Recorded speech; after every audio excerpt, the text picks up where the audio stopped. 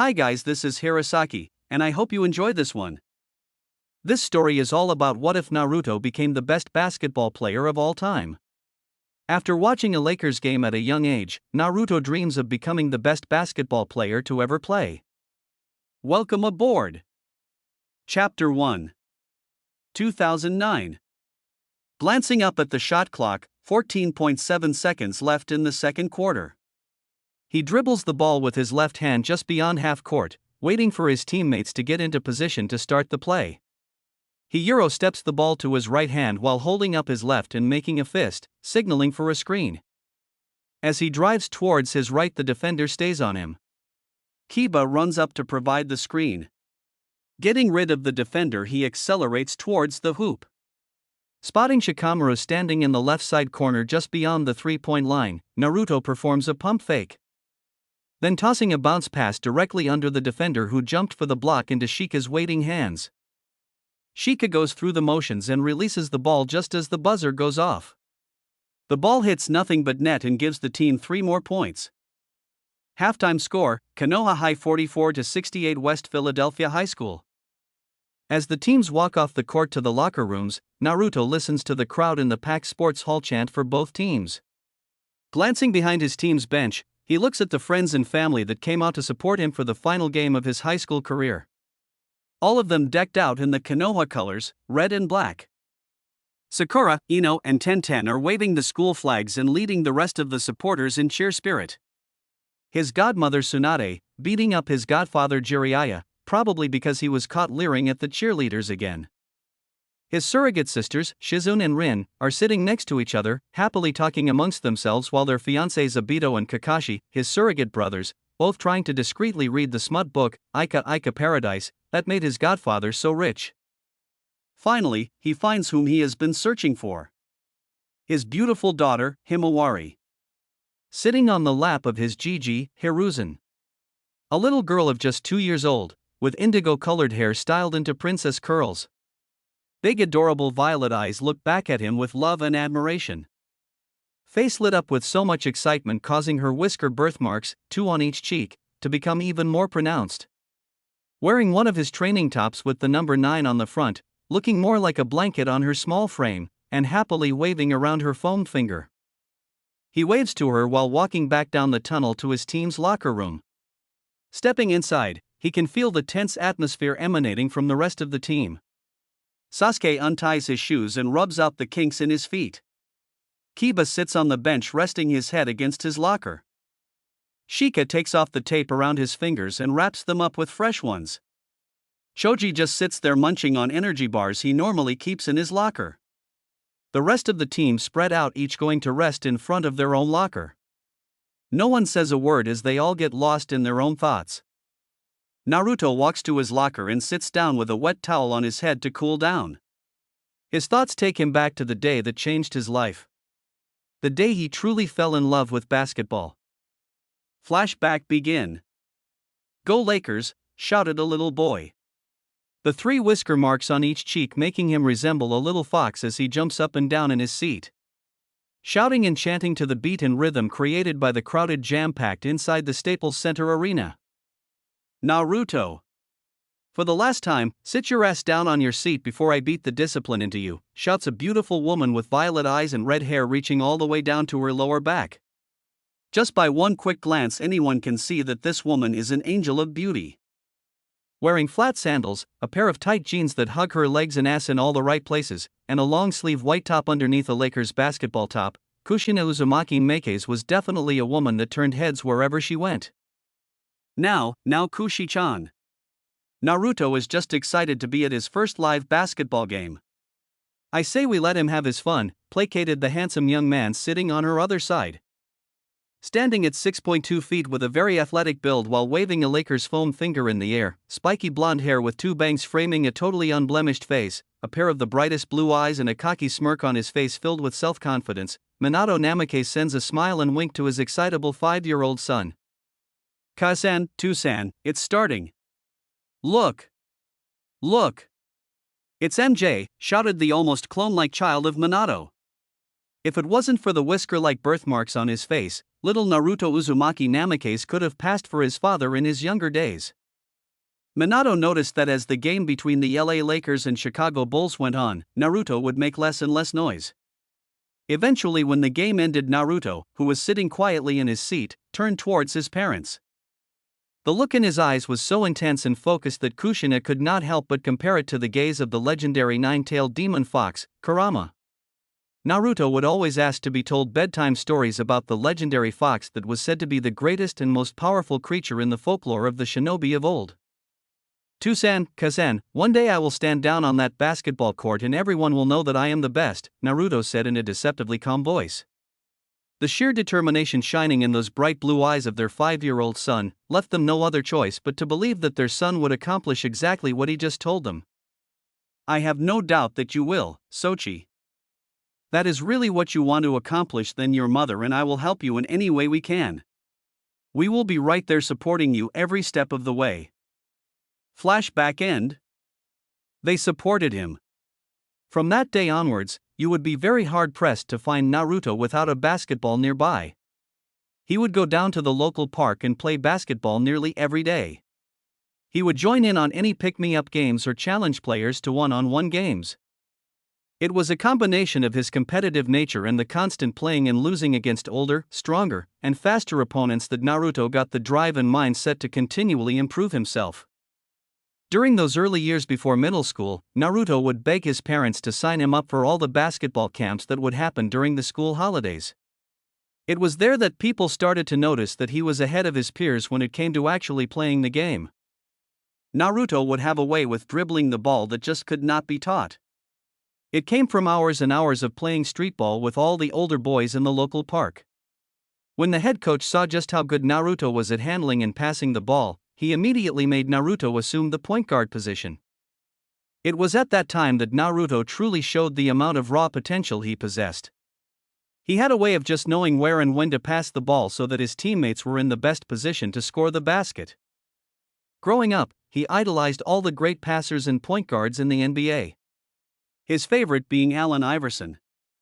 Naruto wanted to be the type of player that his teammates could always depend upon. He began playing a style of basketball that was based around drawing the defenders towards himself and then passing the ball towards an open teammate. That is not to say that Naruto couldn't score when he wanted to. In fact, it was the exact opposite. Due to playing so much street ball, there was rarely someone who could beat him in a one-on-one. The more basketball he played, the better he got. He was quite a bit faster than others his age due to trying to keep up with all the older kids. His excellent dribbling and handling of the ball, fast reflexes and reaction times, combined with the excellent court awareness that just couldn't be taught, ensured that Naruto was well on his way to becoming one of the top up-and-coming basketball players in the country. It was during one of those summer camps that he met a group of boys that would go on to become his lifelong friends. Sasuke Uchiha, known for being the youngest son of Chief Police Officer Fugaku Uchiha. Sasuke always preferred playing the small forward position. Due to him having such good eyesight, he would watch his opponent intensely, waiting and searching for the best and quickest way to either shoot the ball, drive past an opponent, or steal the ball away.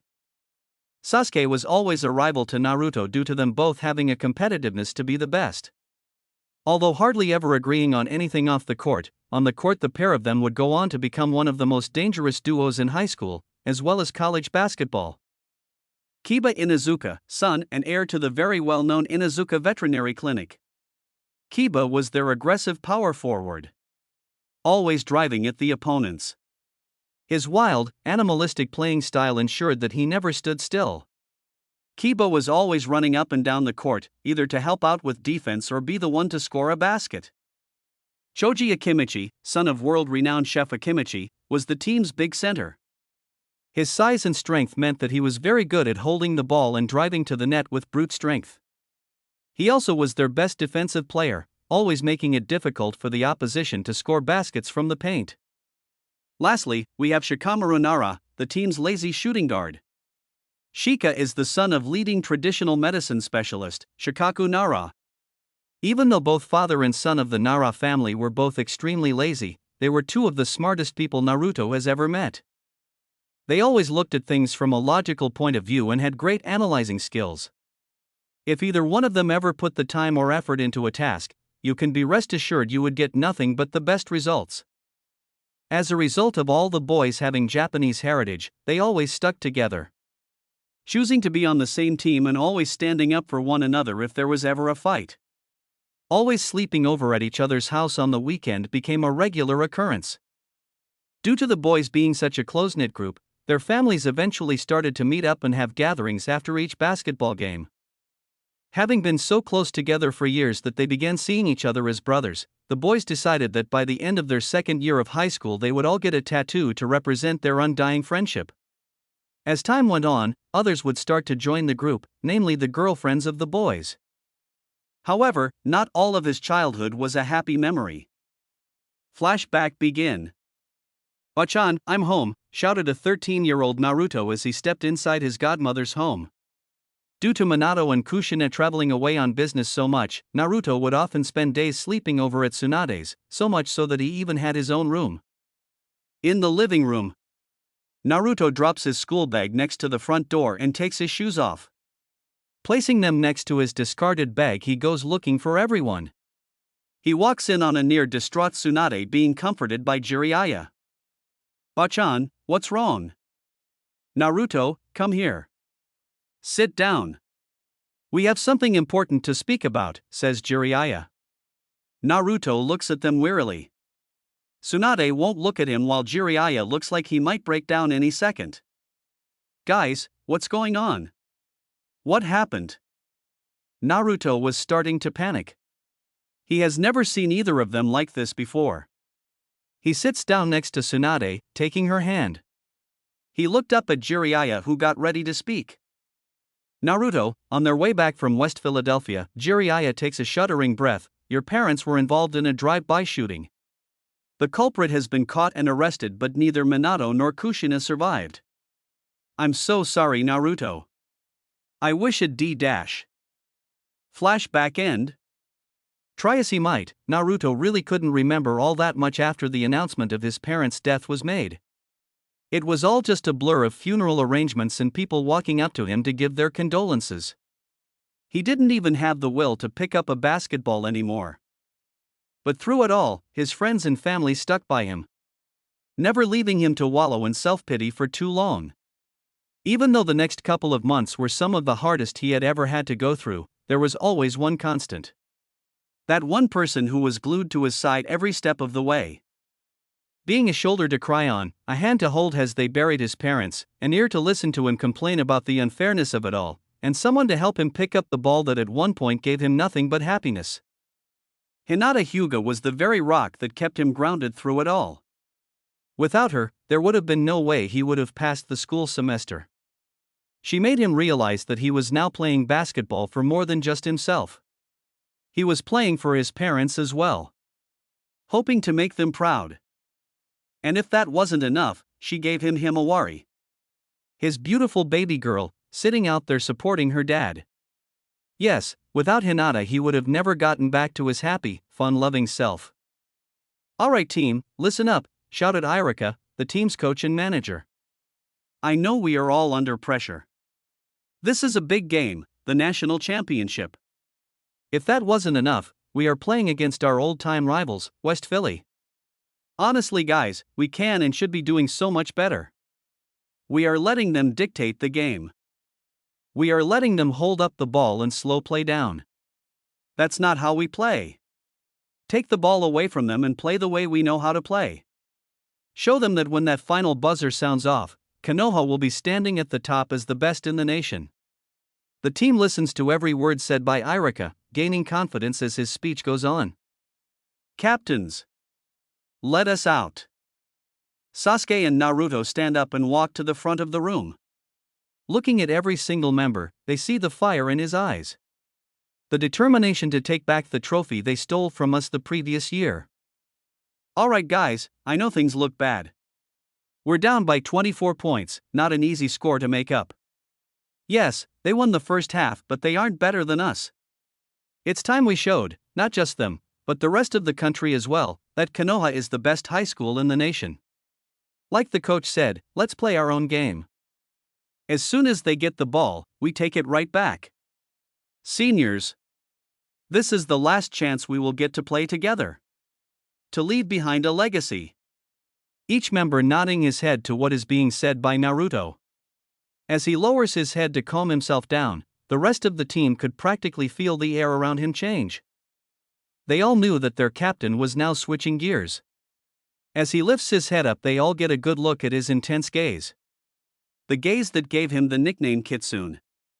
You all know how my parents died. You all know the amount of anger I feel towards Philly. I refuse to lose to them. The team could feel the raw emotion rolling off of Naruto. We will win this game. We will win this championship.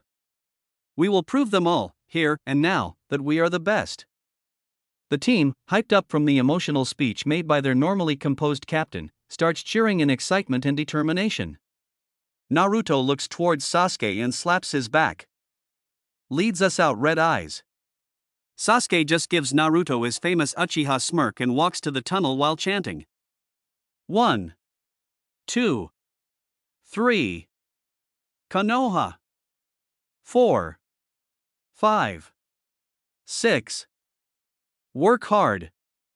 As the team gets closer to the end of the tunnel, they can hear the noise from the crowd get louder and louder. While the rest of the team runs onto the court, ready for the third quarter, Naruto hangs back. Clasping his hands together, he sends a quick prayer to all those who have passed on. Once he's done, calmly walks out the tunnel with his head lowered. As he comes into view, the crowd of Konoha supporters start chanting his name. Kitsune! Kitsune! Kitsune! Stopping just before the court, Naruto lifts his head and lets his eyes roam the entire stadium. The crowd reaches a fervor pitch, cheering louder than ever before. One thought running through all their heads: our ace is back. As soon as he steps onto the court, all the players stop and stare at what they now know to be the most dangerous player. They can all see, just by his relaxed posture and the way he makes his way over to his team bench, that they are about to witness something amazing. All right. Bring it in, shouts Irika. We are going to be using a tight defense. Wait for them to cross halfway and then press for the ball. Choji and Sasuke will be defending the inside lane. I want no easy layups, Choji nods while finishing his last energy bar. Sasuke lets out the famous Uchiha grunt. Naruto, Kiba, and Shika. I want the three of you to roam around the three-point line. Force them into making mistakes. Shika nods his head with a seldom seen serious look upon his face, while Kiba starts bouncing on his feet with an excited smile. Don't worry, sensei. We'll bite down hard on their asses. Kiba replies with his normal cocky attitude. Lastly, Irika passes to ensure they are all paying attention to him. I will leave the offensive to our ace on the court. Follow his lead on what you need to do. All eyes turn towards Naruto. They all could see the look of absolute concentration his face holds as he stares at the opposing team, while tightening the wristbands he always wears, a birthday gift given to him by his daughter. We play all out. Run and gun. Score as quickly as possible and run back to set up the defense. If you get tired, signal sensei to rotate you for a fresh teammate. Whatever you do, do not force any shots. If you are in a good position to score, I'll make sure the ball ends up in your hands. For those sitting on the bench, even though you aren't on the court with the rest of us, be ready to go at any moment. We are depending on you for support when we need it.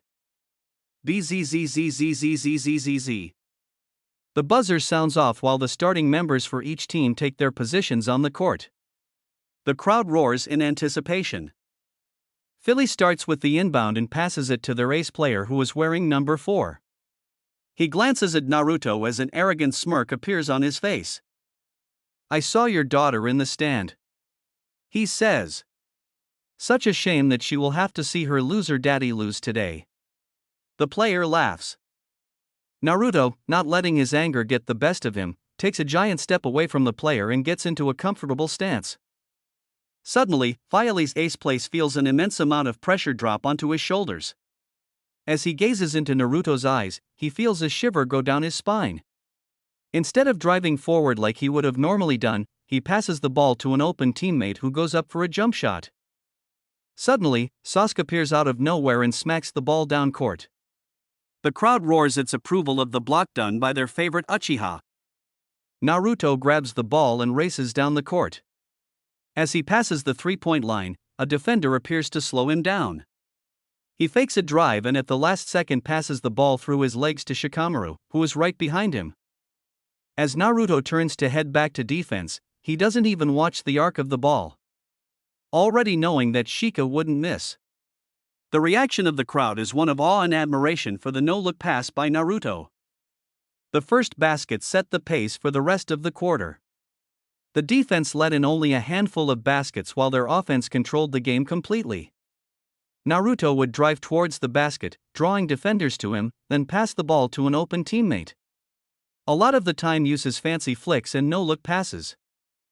The crowd, announcers, and scouts were in awe of the display being put on by Konoha's number 9, many believing him to be laying down his claim to be the best high school basketball player in the country. As the quarter winds down, Naruto is dribbling the ball just beyond the three-point line. The opponent's number 4 reaches in to steal the ball. Naruto crosses the ball behind his back, fakes a drive towards the inside lane, and takes a huge step back behind the three-point line, causing his defender to trip over his own feet and fall down.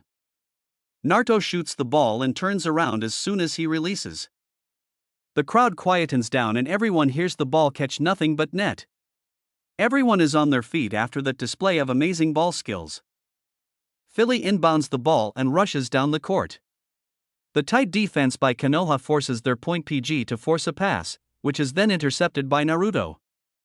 He races down the court with no one able to catch him. He quickly comes to a stop behind the three-point leg, jumps, and releases the ball. As he lands, he keeps his posture and watches the ball rebound off the backboard into the hoop. The crowd cheers as he runs back to his defense. With the quarter almost over, Philly rushes their shot and the ball is rebounded by Choji, who passes to Naruto. He glances at the scoreboard, 20 seconds left.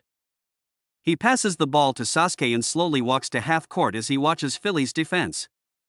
With 10 seconds left, he calls for the ball. As soon as the ball is in his hands, he holds it against his right hip and uses his left hand to make a placating motion. Surprising everyone stops and stares, unable to believe he had the balls to do that in the middle of the championship game. With 2 seconds left, he jumps and releases the ball from half court. Everyone but Naruto stares in astonishment as the ball goes in just as the buzzer sounds off, before breaking out in fervor-pitched cheering. Even the Philly supporters are cheering in amazement at what the country's number 1 high school is doing. Naruto waves his arms in the air, hyping up the crowd even more before running to his teammates for some celebrations. End of third quarter, Konoha 73-78 West Philadelphia. Naruto sits down on the bench as a damp towel is placed over his head. He tunes everyone and everything out as he tries to regain his breath after playing with such aggressiveness for a full quarter. "Alright, gather around so we can go over the plan for the fourth quarter," commands Iruka-sensei. Naruto and Choji will be sitting out the first half of the quarter since they played the full third. Sasuke will take over PG, Shino will take over SF, Shika and Kiba will keep their positions and Sai will fill in for Choji at center. BZZZZZZZ. "Alright boys, get out there and try your best to close the gap until we get both Naruto and Choji in the game. Sasuke, lead us out," says Iruka.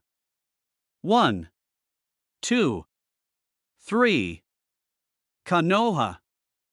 4, 5, 6. Work hard. As the fourth quarter begins, Naruto glances up and looks behind him. Seeing his beautiful 2-year-old daughter happily smiling and laughing always manages to put a smile on his face. Himawari sees her father looking at her and waves enthusiastically to him. He smiles and blows kisses at her, missing the fact that Kakashi has caught the moment on camera. At the halfway mark of the quarter, Iruka calls a timeout. Konoha 79-83 West Philadelphia. Naruto tightens his laces, then stands up and he takes the towel off his head. With a final glance back at his daughter, he faces the court and prepares himself for what is to come. He walks up to Iruka for last-minute instructions. "We are down 4 points. We have one more timeout left while they have none. With you and Shoji on the court again, we have our best possible defensive team. When you get the ball, walk it up the court. Don't rush things. Make the basket and focus on defense. Irika tells him. Don't worry, sensei. I don't ever plan on losing to Philly. Replies Naruto with utmost confidence. Konoha starts with the inbound and Naruto slowly dribbles it up the court while holding up his index on his left hand, indicating that he wants to go one-on-one with their ace player. Easy boys. Relax and move around.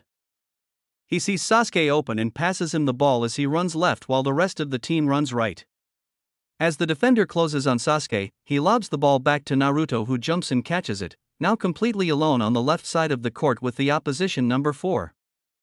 The crowd rushes to its feet and roars in approval at finally seeing a proper one-on-one battle between both teams' best players. The defender gets into his preferred guarding position while Naruto takes a quick look at the shot clock. 18 seconds left. Glancing at his opponent, Naruto drives fakes to the left and watches the defender twitch for the bait. Done sizing up his opponent, Naruto drives hard to the right, toward the free throw line. As his opponent follows him, Naruto performs a crossover between his legs so the ball ends up in his left hand. The defender, seeing this, reaches in to try and steal the ball. Naruto quickly performs a behind the backspin move that takes him back to the free throw line. Seeing he has a bit of space, Naruto jumps back and falls into a fadeaway. As he releases the ball, the defender jumps to block but cannot reach in time. Swish! The crowd roars its approval at the display of skills put forth by Naruto.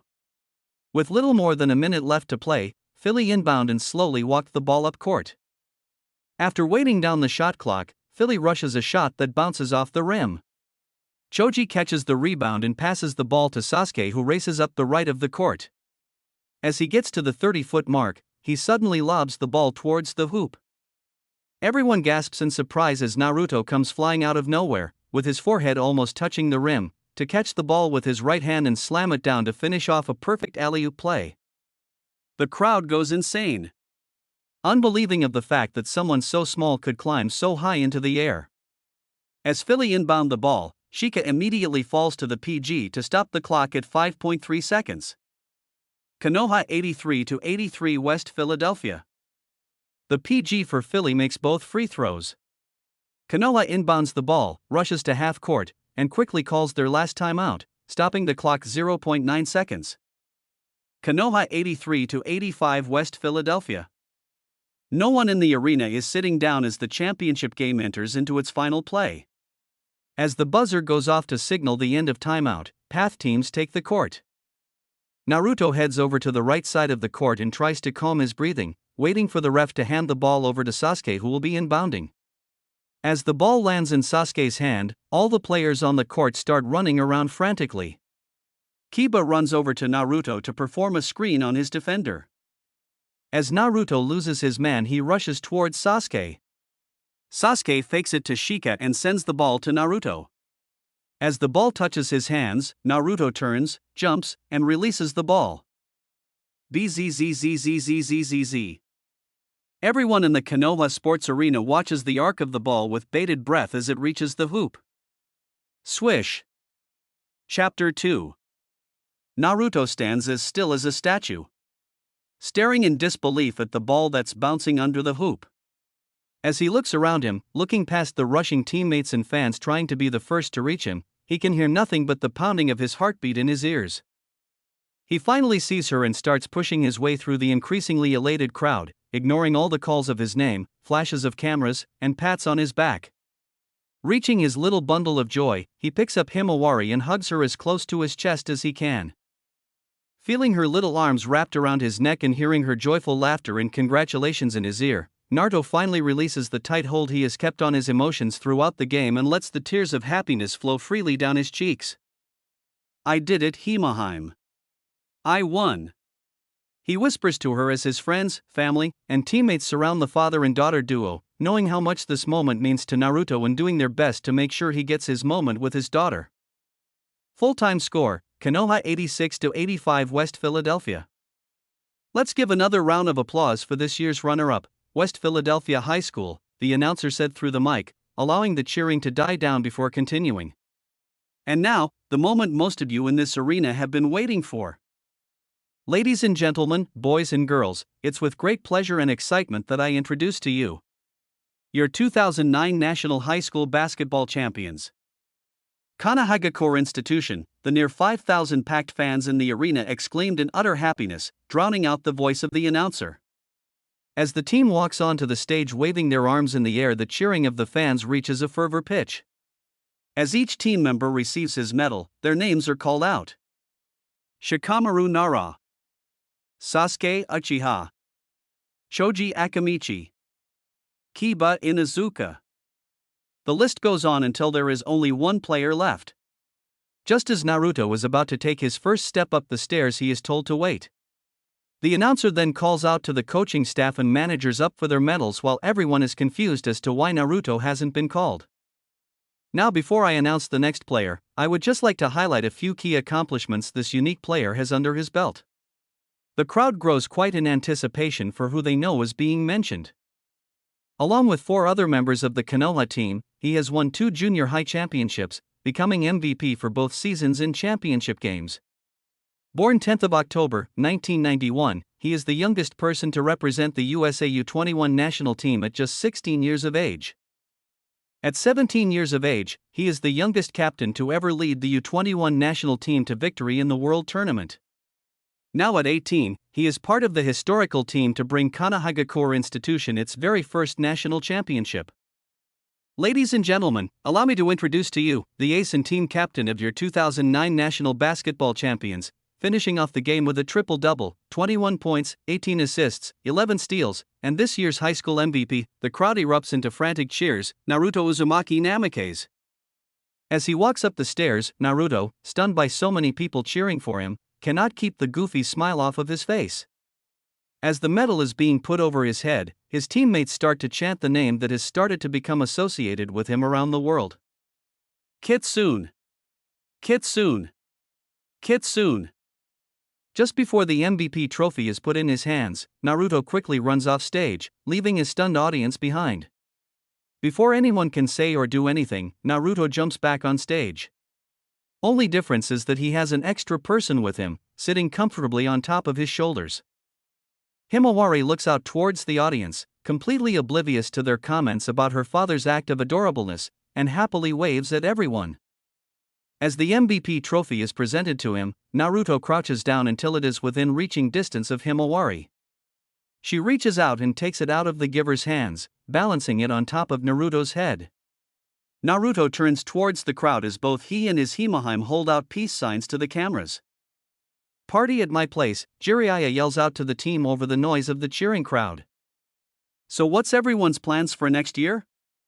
Choji asked the group as they were sitting down by the pool just as the last of the guests left. The boys were all sleeping over at Jiraiya's again. I'm going to chef school, already got into the best school in LA, think it's time I start focusing on getting ready to take over the family business. The famous grunt draws their attention to the resident Uchiha, got accepted to the police academy. 3 years' time I'll graduate and be out in the force. 5 years after that I plan to become a detective. With my family history, Itachi NII and Tucson already part of the LAPD, I think I have a good chance of moving through the ranks quickly. Bark bark bark. Well, Akamaru just answered where we'll be heading. Becoming a vet will be long and difficult, but it's something I always wanted to become, so I'll put in all the hard work. Contrary to popular belief, Kiba wasn't as dumb as he led people to believe. Okay, he was, but he had to make sure that all his grades were top-notch in order to get into veterinary school. Troublesome, the rest of the guys all snickered as they heard the famous line from a male of the Nara family. Me and Ruto are going to UCLA on scholarships. Him on basketball and me 'cause I hear my grades are quite outstanding. The guys all roll their eyes at Shika's nonchalance regarding his grades. Even though he is one of the laziest people any of them have ever met, he still finished top of their marks-wise. In fact, he would have been valedictorian if he didn't refuse the title, stating, "Writing a speech is too troublesome." Shika lays down next to the pool and gazes up at the stars with a contemplative look upon his face. I'm honestly thinking of becoming Ruto's agent for when he gets drafted into the NBA. He's going to need someone to look after the business side of things so he can focus on the playing aspect. The guys just nod their heads to that statement, none of them doubting for a second that Naruto won't turn pro. Sasuke suddenly perks up. Speaking of the dobe, where is Ruto? Went to visit Hinata. All four boys become silent after that, each lost in his own thoughts of the future and events of the past. Walking down a pathway whistling a merry tune along to the song playing through his earphones, Naruto stops and takes out the earbuds. Switching the music off, he wraps the cord around his phone and puts it in his back pocket. Straightening his jacket and smoothing back his hair, Naruto carries on walking. Thinking back to the party, he can't keep the smile off his face.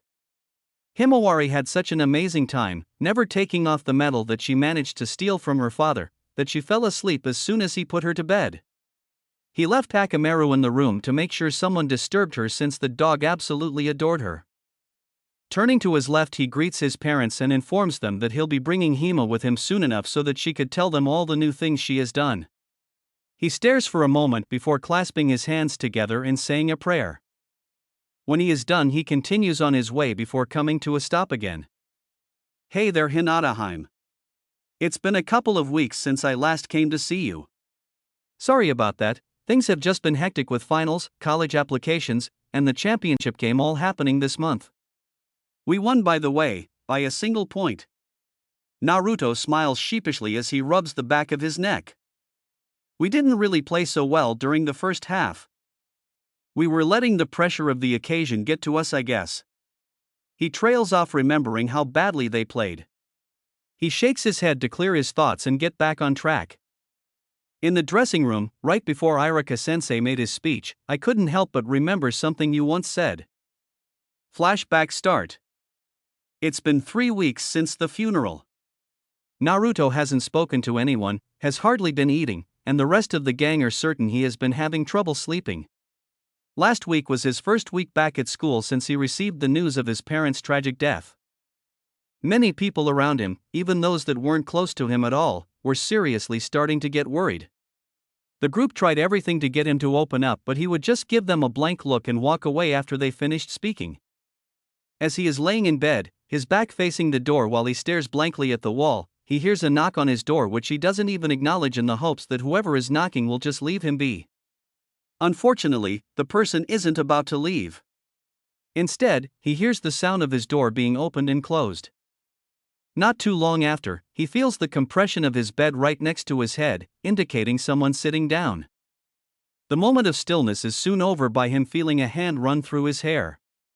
He breathes deeply through his nose and can't help but notice the scent of lavender that has permeated the air around him, instantly letting him know who is in the room with him. She doesn't say anything. Don't ask him how he is doing. Don't tell him everything will be okay. She doesn't say a single word. She just sits there, rubbing her hand through his hair, letting him know that she isn't going to leave him to wallow in self-pity by himself. Soon, Naruto can feel his eyes stinging with emotion. Trying as hard as he can't seem to fight off the tears threatening to spill. Eventually, when it becomes too much to bear, one lonely tear slips out as he releases a heart-wrenching sob. It's almost like the first tear was the key opening a locked door to all his pent-up emotions. For those listening outside the door, trying to think of ways to help the young man who has come to mean so much to them, they are suddenly brought out of their thoughts as the sound of crying reaches their ears. Not just any crying. The type of crying that lets one know that the person is going through heartbreak. The type of wailing that lets one almost feel the amount of pain and suffering they are going through. Come on, everyone. I think it's best that we leave them be. At the moment, she is the only one to get any type of reaction out of him. Jiraiya states as he ushers everyone downstairs. Not one of them managed to keep their eyes dry from hearing someone sound so broken. Back inside the room, Naruto clings to Hinata as if his life depends on it. She says nothing as she holds him, allowing him to release everything that has been built up. Eventually his wails turn into sobs, his sobs turn into labored breathing, and labored breathing turns into a few sniffs here and there. They have both lost track of how long they have stayed like that. Just laying there, taking in the other's presence. I don't know what I'm going to do now, Hinata-chan, Naruto says in a broken voice. Why not continue to play basketball, she asks in that soft angelic voice that holds nothing but love for him. I don't know if I can. It was always something I wanted to do with my parents. Now that they are no longer here, I don't think I could give it as much effort anymore. Isn't that more reason to reach your goal? Naruto looks at her in confusion, causing her to go deeper into her thought process. Well, you aren't just playing for yourself now, Naruto-kun. I'm sure your parents, especially Kushino Bacon, wouldn't want you to quit. Not after all the effort all three of you have put in. I know for a fact that both of them dreamt of seeing your dream of being the best come true, Hinata states with absolute confidence, surprising Naruto since she's normally a little timid and shy around him. So I don't think you should quit, because now you aren't just playing to achieve your dreams alone. You are carrying their hopes and dreams as well. Don't give up, Naruto-kun. Flashback end. Hee, I think that was the first time you spoke to me without a single stutter. Surprised the hell out of me, but it was that got me through the game today. It also opened my eyes to how much you really mean to me. Naruto stops talking as he feels his pocket vibrate. Taking out the phone, he switches it off without opening the message and places it back in his pocket. Sorry about that. My phone has been going off ever since the game with colleges wanting to offer scholarships, even though I already decided on UCLA. Naruto sits down and leans back on his arms so that he is gazing up at the clear night sky. Bringing his gaze back down, he lets out a wistful sigh. If I'm really honest with myself, I doubt I would have gotten half as far as I did without you. You practically lived with me in Bachan so that you could tutor me so that I wouldn't be held back that year. I remember your father not being very pleased with that. In fact, now that I think about it, that's how we got together in the first place. Flashback begin. A 14-year-old, almost 15, Naruto was shooting hoops in the park with Sasuke and Kiba. Shika was laying in the long grass, cloud-watching, while Choji was eating his favorite pork chops. Suddenly Naruto's phone goes off, distracting him and causing him to miss a shot. Running over, he checks the caller ID and answers with a goofy smile on his face that has the rest of the guys snickering at him. Hey there, Hinata-chan. What's up? He answers in a cheerful voice. Naruto-kun. I need you to come take me away from here. Hinata answers in a frantic voice, instantly switching his mood from cheerful to deadly serious. The others, taking note of Naruto's change in demeanor, pack up their things and start walking toward him. Hinata, what's going on? He shouts as he begins to run home, the others right behind him.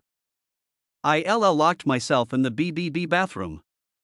Hinata answers through stuttering breaths. My father D didn't want me to continue being around you, and when I stood up to him he started hitting me. I managed to get away and into my bathroom. My chest hurts so much, Naruto-kun.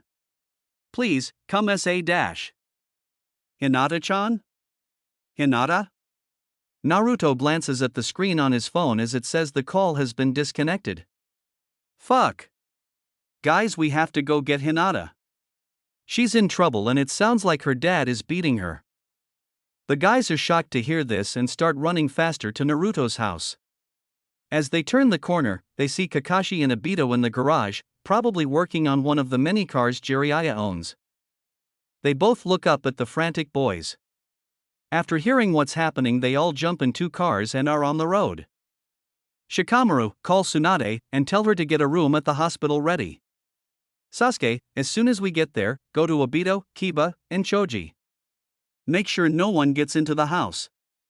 I'll take care, Hayashi. Naruto, you go straight to Hinata and get her out of there as fast as you can. Kakashi gives out commands while weaving through traffic. The lazy look he normally has on his face is replaced by a calm, deadly serious one that is rarely seen on him. Getting to the house, they all barge inside before splitting up to do their jobs. Naruto rushes into the living room where he can hear the sounds of his Heims cries. Seeing Neji standing ready to kick Hinata, who is curled on the ground, Naruto roars in absolute anger and shoulder barges Neji with all of his strength. The force of the impact against the wall was so devastating that Neji was knocked out instantly. Crouching over Hinata is a protective stance. Naruto lifts his head up to stare at the rest of the Hyugas in the room. The look of absolute hatred and fury in those sky-blue eyes is enough for all of them to take a step back in fear. Take one more step towards her and kill you all myself. Naruto did not shout. In fact, he did not raise his voice at all. That statement was said with such a calm and certain voice that everyone who heard, including those that came to save Hinata, instantly froze where they stood. Too scared to move lest they incur the wrath of this creature, a true embodiment of pure anger and hatred. The whimpering sound that came from the curled-up form of Hinata brought Naruto out of the anger-induced haze that covered his mind. Turning around and gently picking Hinata up, trying not to move her so much, he starts walking towards the entrance of the house. As he walks past the Hyuga family members, none of them move an inch to stop him. Even Hayashi cannot help but step aside as the killer intent rolls off of Naruto in waves. They all know that if they make one wrong move right now, Naruto wouldn't hesitate to kill them, consequences be damned. Stopping next to Hayashi, Naruto tilts his head slightly so that Hayashi can look into one of his endless sky-blue eyes that show him nothing but the amount of hate Naruto holds for him. Touch her again, come anywhere near my home again, and I swear to you, you won't have to wait long to be reunited with your wife again. Naruto continued his walk out the house, his brothers forming a protective circle around him. Getting to the front door, he stops and tilts his head in a gesture of absolute innocence and curiosity. I can't help but wonder what Himawari-Kachan would think of all you have done. I think I have finally found something that would have taken that beautiful smile off her face. Saying his final piece, Naruto leaves the house, leaving a shattered Hayashi, broken Neji, and stunned Hyuga family behind. Flashback end? Well, everything worked out for the best, I guess. Naruto mumbles while rubbing the back of his head sheepishly. After Sasuke's dad managed to get custody of you turned over to Tsunade Bashan, I finally worked up the nerve to tell you how I felt, and I still can't believe you felt the same. Naruto sits in silence for a while, remembering the whole ordeal they had to go through. Oh! Before I forgot. Naruto reaches into his breast pocket and pulls out a photo. Leaning over, he places the photo in the box placed next to the flower vase. That latest picture I put in the box for you to see is a photo of our daughter and I receiving the MVP trophy. Honestly, I don't think I deserve it. The whole season I have just been trying to get my groove back. I know I definitely could have played better. Naruto takes out a picture of him in the championship game. The picture captures his final shot, him in the air, just about to release the ball. Seeing the look of absolute concentration on his face, Naruto remembers that in the moment, all he saw was the hoop. He starts speaking again, without taking his eyes off the photo. The Kitsune. Naruto chuckles at the name. I can still remember why everyone started calling me that. Honestly, I have never been more terrified of anyone in my life. Yet, the last person I expected to be scared of came barging into the locker room. Flashback begin. 2007. Konoha were playing away against West Philadelphia. It was to be their first televised match as the nation wanted to use its youngest basketball representative. The last time there was so much hype surrounding a young up-and-coming athlete was when LeBron James was in high school. However, a lot of people watching the game, especially the sports analysts, were betting on Naruto folding under the pressure. None of them believed he could shine in front of so many people watching him. To make matters worse, someone from Philly found out what happened to Naruto's parents and it spread through the stands at an alarming rate. During warm-up, the section Philly supporters started chanting at Naruto. Orphan! Orphan! Orphan! Naruto was too shocked to move. His teammates had to drag him off to the locker room while the Philly supporters laughed at his distraught expression. In the locker room everyone was fuming and talking, arguing about canceling the game while Naruto sat quietly in the corner with a towel over his head. As the arguing is about to escalate, the locker room door bangs open, quickly and effectively silencing everyone in an instant. In walks a very pregnant Hinata Senju, the look on her face promising pain to whoever gets in her way. Searching around the room she spots Naruto and, with help from a very nervous-looking Jiraiya, makes her way over to him. Getting to him, she stands in front of him for a bit before suddenly tearing the towel off his head, scaring him in the process since he has never seen the look of pure anger on her face before. Grabbing his chin and forcing him to look into her eyes, she begins speaking in a quiet yet firm voice. It's almost a whisper, but everyone can hear her perfectly.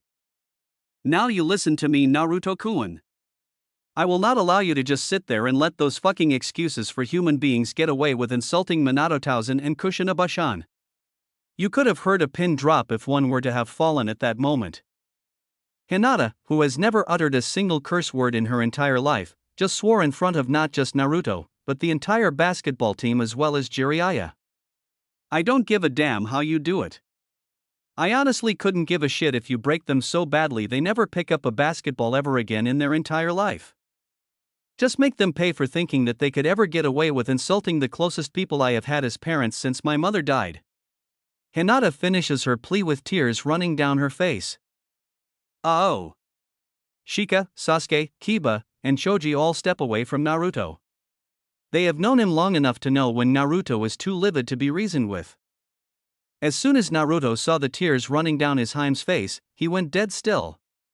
If you were to ask those who were watching his face what they saw, they would all swear they saw the exact same thing. His eyes changed, not in color but in intensity. Looking into them at that moment was like looking into the eyes of a deadly demon just before it was let out of its cage. You just know you are going to die. Wiping away Hinata's tears, Naruto stands up and walks towards the door. As he's about to step out, he stops and faces the room of people. Give me the ball. He turns around and walks back out towards the court, quickly followed by Hinata and Jiraiya, who is crying anime tears because of how scared he is. A pregnant hormonally induced angry Hinata terrifies me so much, I don't think I could eat anything for the rest of the game. All members of the basketball team, including Irika-sensei, solemnly nod their heads in agreement with Choji. Walking down the tunnel, the cheers and chants of the Philly supporters get louder and louder. In their continued attempt to throw the opponent's star player off his game, they are unknowingly throwing more and more fuel on the proverbial fire that is Naruto's anger. As he steps out of the tunnel and into the light, the noise level in the stadium slowly but surely starts to decline. Even the announcers, sports and news reporters stop whatever they are doing. Looking at Naruto, everyone can feel the pressure rising. For those who know the feeling and have been lucky enough to witness it firsthand, Naruto was giving off a feeling that reminded them of some of the greatest professional basketball players in the NBA, such as Michael Jordan, Kobe Bryant, Allen Iverson, and recently, LeBron James. BZZZZZZZZZT. The buzzer goes off to signal the start of the game as both teams take the floor. Silence fills the arena as both teams get ready for the tip-off. Philly's star player number 10 stands opposite Naruto and gives him a cocky smirk. After I beat you, the whole country will see that their golden boy ain't anything special. We both know I'm way better than you. Do yourself a favor and don't embarrass yourself too much. Naruto just stared right back at the number 10, the intensity and ferociousness of his gaze enough to make his opponent flinch away from him. When asked what was going through his mind during the game, Naruto would give an answer that would baffle everyone besides those who have experienced what he went through firsthand. Besides the ball and the hoop, I was color blind. The cheering and chanting began anew as the ball was tossed in the air, however Naruto's eyes never left his opponent. Choji wins the ball and tips it to Naruto, who catches it but doesn't move. Standing exactly at half court, Naruto looks at all the Philly supporters, making sure he has their full attention. He glances at number 10. Comparing your level of skill to mine is like comparing the light of a single candle flame to that of an inferno. Naruto throws the ball down hard on the floor so that it bounces over number 10's head as he races past him. Everyone around the nation watches as Naruto gets behind the defender and comes to a dead stop at the 30-foot line. He jumps, catches the ball, and then releases it, before landing back on the ground and turning to face the number 10. Compared to me, it's like the rest of the world doesn't even know you exist. Everyone stares in utter disbelief as the ball arcs its way to the hoop. Swish. On defense, Naruto tells his teammates to guard the three-point line and forget about the paint. As Philly's PG dribbles past the halfway line, he can feel a bead of sweat slide down his back as he can shake the feeling of Naruto's intense gaze off of him. When the PG gets close to the three-point line, Naruto does something that stuns everyone. he takes a big step back until he is on the free throw line and gets into a defensive stance that is comfortable for him, his arms dangling in front of him. As the crowd of Philly supporters yell at their PG to shoot the ball, he steps back in fear of suddenly feeling the immense pressure being exerted by Naruto as soon as he steps up to take the shot. When Philly's PG panics and throws the ball at a teammate, Naruto quickly pounced upon the sloppy pass. The crowd waits with bated breath as he races down the court at an alarming rate. As he nears the three-point line, he performs an underhanded throw and tosses the ball at the backboard. Everyone watching the game at that moment, whether they were in the audience, the sports analysts who criticized him in studio, or simply those watching the game on TV, started with drop-jaw disbelief as Naruto jumped as high as he could, caught the ball, and performed a one-armed windmill dunk. No one could believe that this kid, of just 5 feet 7 inches, had the sheer audacity to perform such a difficult move after doing a self alley-oop, and then walking back to defense as if it was the most normal thing in the world for him to do. Not once did his facial expression change. Hell, even his teammates could not believe what they just witnessed. Naruto was finally forcing the entire world to take note of what he could do. The silence created by Naruto was shattered as a lone voice spoke up in the otherwise awestruck arena. WOOHOO. Go Naruto-kun. Kick their asses. Everyone around her looked at Hinata in utter disbelief before sweat dropping, a single thought going through all their minds. Fucking hormones. On their next attack, Philly tried to pass the ball around but it was again intercepted by Naruto. Racing down the court he slowed down as Philly's top 2 defenders stood before. Naruto performs a crossover to the left while taking a small step forward, performing another between his legs as he steps back, performs one more crossover as he takes a big step forward, and then taking a large step back behind the three-point line while watching the 2 defenders fall down with disbelief written all over their face. Once again, everyone's jaws fell to the ground as they just witnessed Naruto perform an ankle breaker, one of the hardest moves in basketball, on not one, but 2 defenders at the same time as if it was nothing. Swish. Everyone's eyes snapped to the ball. None of them even register that Naruto took the shot. He stares at the referee who becomes unnerved. Naruto lifts his arm up and points to the hoop, then the position of his feet. The referee, quickly realizing what Naruto was indicating, blows his whistle and announces that the three-pointer was valid. The Philly supporters were just now beginning to understand that the effect of their cheering and chanting earlier on was having the totally opposite effect as to what they wanted to happen. The rest of the game progressed in a similar fashion. Naruto stopped almost all of Philly's attacks single-handedly.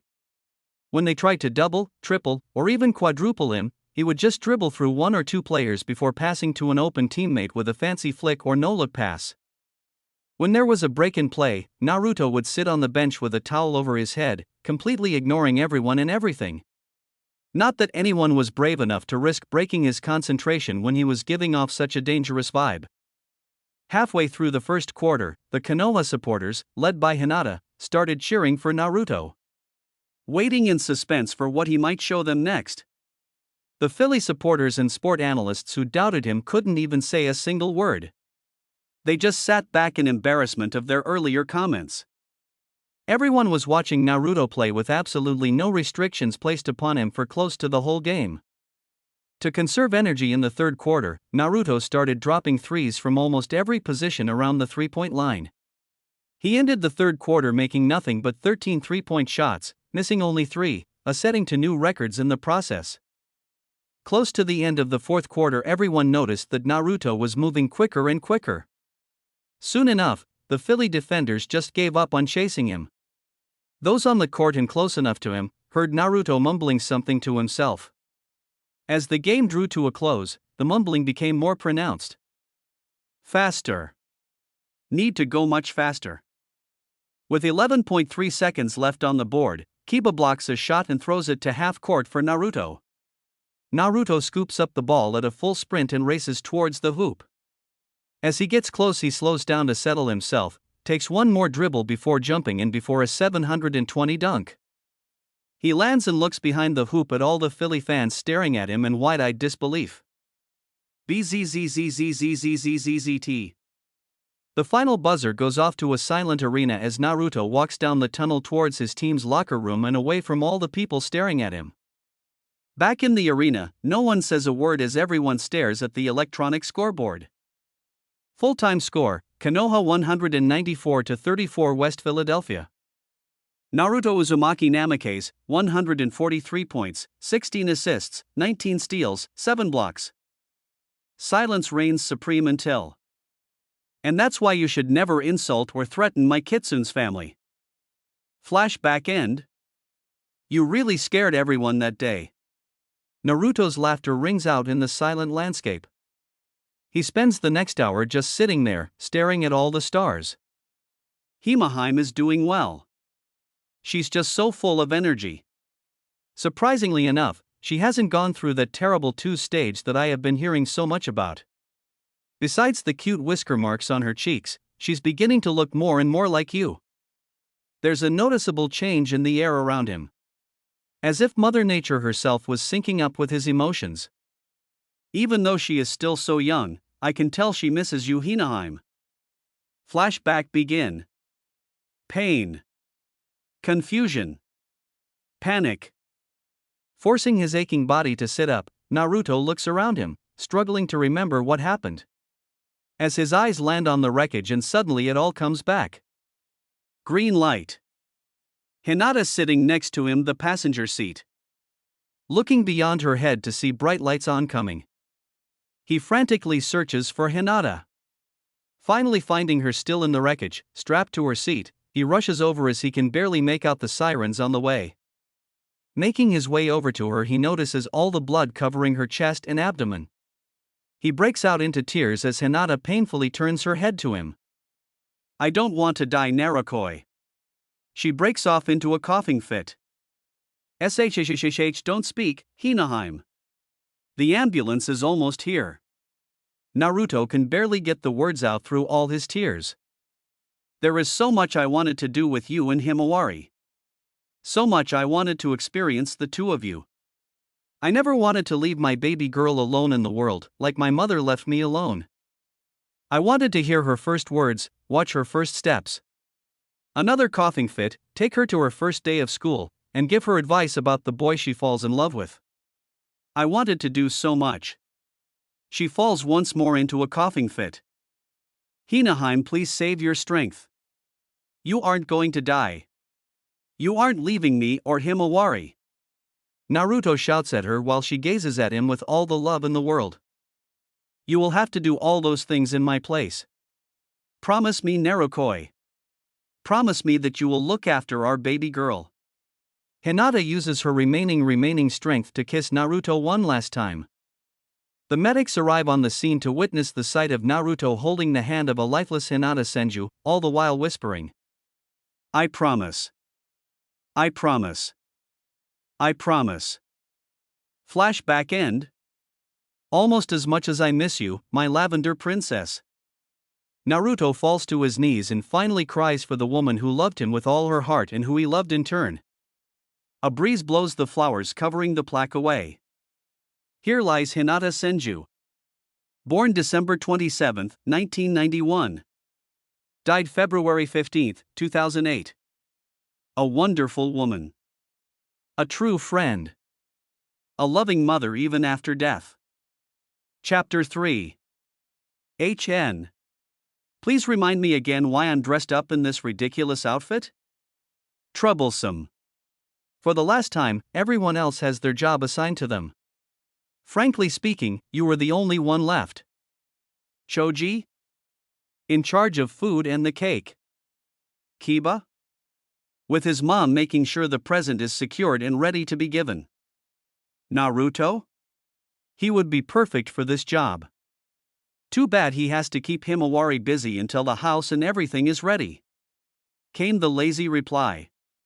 And before you ask, all the girls are busy with decorations, so they also had to be scratched out. So if all that's left is you and I, why aren't you the one doing it? I'm in charge of all the coordination. I can't be tied down to one job in case I am needed elsewhere. Hey Shika, I have a question. What is it? If you are in charge of everything, the sound of someone taking a deep breath is heard. Why the hell are you lounging by the pool looking up at clouds? Troublesome. The sound of a car stops outside a quiet house.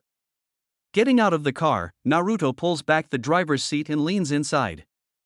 Unbuckling and picking up Himawari, he places the seat back, closes the door and locks the car. "Daddy, why are we home so early?"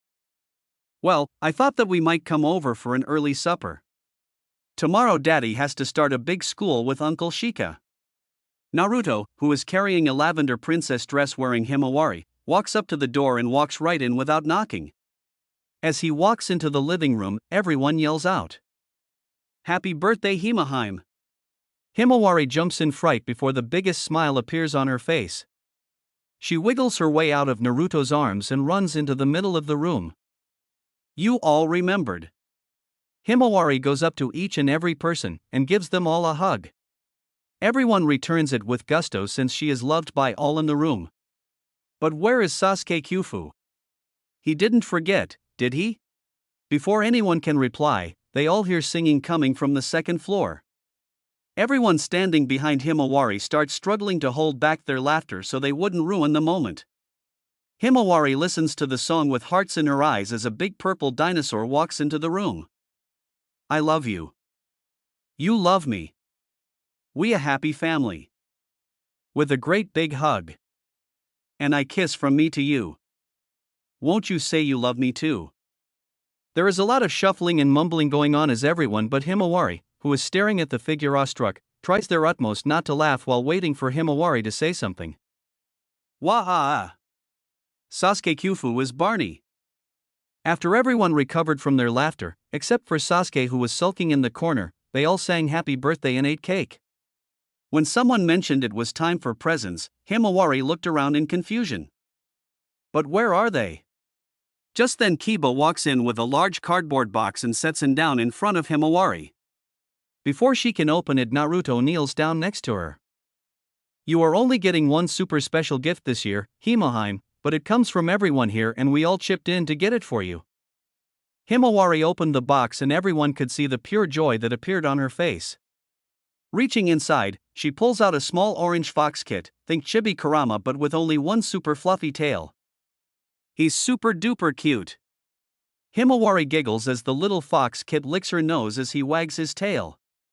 Looking up at her father, she asks, "Daddy, what's his name?" "Well, Haim, since he's now yours, you get to give him a name." Naruto replies with a smile. Himawari holds the kit up to her face and stares into its eyes as she puts on her thinking face.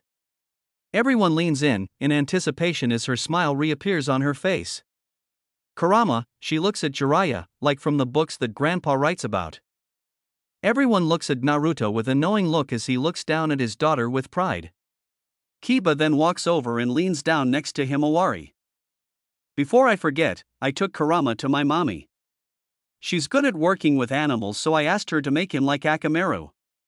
Now Kurama will be able to live just as long as you do." Kiba receives a big hug as a thank you. After that, the party continues. Lots of photos and videos were taken. Lots of cake was thrown around. Unsurprisingly, Jiraiya was knocked out again for making a perverted remark to Tsunade. The highlight of the night was when Himawari walked up to Sasuke with big innocent eyes, Kurama following right behind her. "Kyufu, when were you going to tell me you were Barney?" Later that night, as he is tucking a sleeping Himawari into bed, Naruto hears a whining sound from next to his leg. He looks down to see a Kurama struggling to get onto the bed with Himawari. Naruto picks him up and gently places him on the bed. "Look after her, okay, Kurama?" He receives a quiet yip in reply. Naruto turns around and walks out the door. Looking back, he sees Himawari wrap an arm around Kurama, who licks her cheek before going to sleep. Naruto walks into UCLA's basketball gymnasium for the first practice of the season. He sees the rest of the team shooting hoops and generally fooling around. He looks around until he spots the heads of his blue and green-haired friends sitting in the front row bleachers. Walking over to them, he sits down between them. "Yo, Daiki, Shintaro." "Yo, good afternoon, Naruto." Naruto met Daiki Ayaman and Shintaro Midorima when he first started classes. After finding out they were both here from Japan on basketball scholarships, Naruto approached them since they would most likely be teammates in the near future. At first, they were a bit cold to him since they thought he couldn't be as good as them. But, after playing a couple of games after classes, they were pleasantly surprised to find out that he was just as good as them. After another couple of minutes, the main doors to the gym bangs open and two figures who Naruto knows very well. Kakashi nii and Obito nii? What are you two doing here? Naruto asks his two brother figures in surprise. Yo, Naruto. Didn't Kakashi tell you that we were offered jobs to coach here? No. He didn't say, I heard. Both Obito and Naruto look towards Kakashi and sweat drop when they see he is ignoring them by reading a pornographic novel written by Jiraiya. Alright, listen up. I want everyone sitting down in the bleachers so we can get introductions out the way. Obito shouts out to everyone. When they are all sitting down, he continues speaking. Yo, my name is Obito Uchiha and the porn-reading idiot next to me is Kakashi Hatake. We are your new coaches that have replaced last season's ones since the results produced by this team were so terrible. The older players all bristle at the jibe at them but remain quiet. I will be handling the strategic side of things while Kakashi will be focusing on the physical part. Practices will be 5 days a week, twice a day, unless we are playing games. All previous team lineups will be scrapped and we will start from fresh. Any questions? A third year from the back row stands up. The rest of the older team all pay attention so the newer members assume he is last year's captain. Yes. What if we don't agree with the way you do things? Some of us have worked hard for years to get our spot on the team. I'm not just going to allow some fresh and straight out of high school to come and take away my spot. The members around him all nod their heads while the new team members, besides Daiki, Shintaro, and Naruto, look around nervously. Naruto is sitting down with his arms crossed and eyes closed. Shintaro is applying fresh tape to his fingertips. Daiki is sleeping. The older students, seeing how the three freshmen are acting and thinking it's a sign of disrespect, are about to get hostile. A lazy voice stops them in their tracks. Then leave. All eyes, besides the three freshmen, turn towards Kakashi. No one and nothing is forcing you to be here. If you want things to continue how they were the seasons before this, I would just like to point out one crucial fact. Kakashi pauses as he turns the page. It's been years since UCLA has even been in the top 4 of the NCAA, with last season being the worst season this institute has had in decades.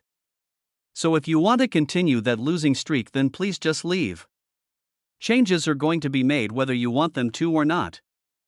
Team members for games will be chosen on work ethic and how well you work with the rest of your teammates, not seniority. He looks up from his book to gaze at all the players. After a minute of no one leaving, he looks book down. Warm up. We play a game in 20 minutes. Seniors versus freshmen. Even though no one was keeping score, everyone could see that the seniors were absolutely destroying the freshmen. Looking at the freshman bench, only Naruto, Daiki, and Shintaro looked calm and collected. So far they haven't played a single minute. In fact, everyone was pretty sure that Daiki was still fast asleep. Naruto, who barely opened his eyes, and Shintaro spent their time observing everyone. What do you think, Shintaro? Naruto asks without opening his eyes. The horoscope for Cancer today indicates that I'll be having a good day by using the bare minimum of effort. Shintaro replies while pushing up his glasses. The rest of the freshmen look at them in disbelief. Are you both insane? They are destroying us out there. There is no way we can compete with them. The sound of laughter reaches their ears. They glance over at the seniors to see them laughing and joking about how easy the game is going for them. Don't you just hate when weaklings think they are great? The lazy drawl of the person everyone thought was simply sleeping cut through the seniors' happy mood instantly. You beat on those weaker than you and yet you go on like you just won the championship. Winning must really not happen all that often for you guys if this is the way you are going after dominating one quarter against people too nervous to fight back. Honestly, you dumbasses are just pathetic. The seniors, angered by the three freshmen, make their way over to teach them a lesson. Expecting the freshmen to get scared and back down, they are surprised when they do absolutely nothing, almost as if the seniors hold no importance to them. Before things could escalate, a whistle cuts through the tension in the gym, signaling the start of the second quarter. As the seniors set up for the inbound, all of them suddenly feel as if a pressure has been put on them.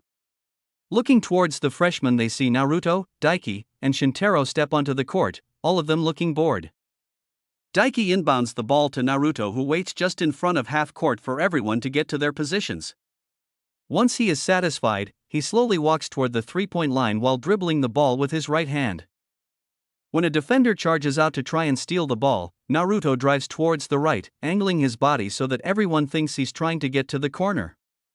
As he sees all the defenders shift their position to deal with him better, he uses his hand to throw a no-look, behind-the-back pass straight into Shintaro's hands. While he jumps to take the shot, Naruto and Daiki turn around and start walking back to their side of the court. Shintaro releases the ball with a high arc and turns around to follow his teammates. Getting to half court, he hears the sound that he has become so familiar with hearing after he shoots the ball. Swish! Everyone stares at the ball bouncing under the hoop and then turns their gazes over to the three freshmen, who are ready and waiting for the seniors to attack. None of them believed that they had so much confidence in Shintaro's shot that they didn't even have to wait for the result.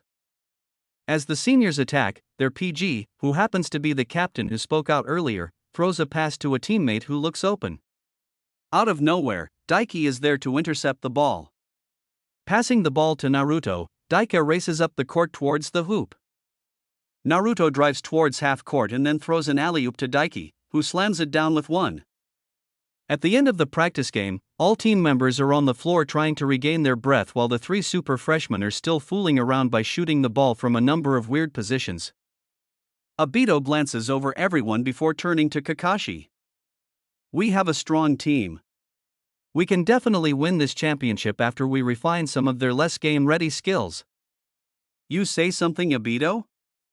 The crowd cheers and chants in the arena, waving, almost all of them waving flags in support of their team for the opening game of the season.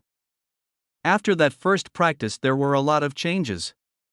Then seniors, after having their pride smashed in by the three super freshmen, tried to rebel against Obito and Kakashi. That was quickly put to an end when Kakashi, with the backing of the headmaster of the institute, kicked them right off the team. This meant that the team was now essentially made up of just freshmen, with 3 or 4 older members who didn't get involved in all the drama. And now, introducing UCLA's new trio of aces, Shintaro Midorima, Daiki Aomon, and your new captain, Naruto Kitsune Namikaze. The crowd roars their approval. After the whole senior fiasco blew out of proportions, the rest of the team came under heavy scrutiny. Almost everyone now knew of the trio of aces.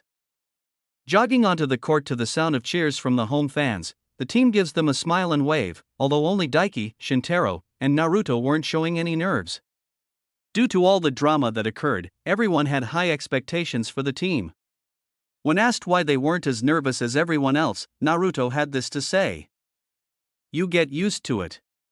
When I'm on the court, all I care about is beating my opponents."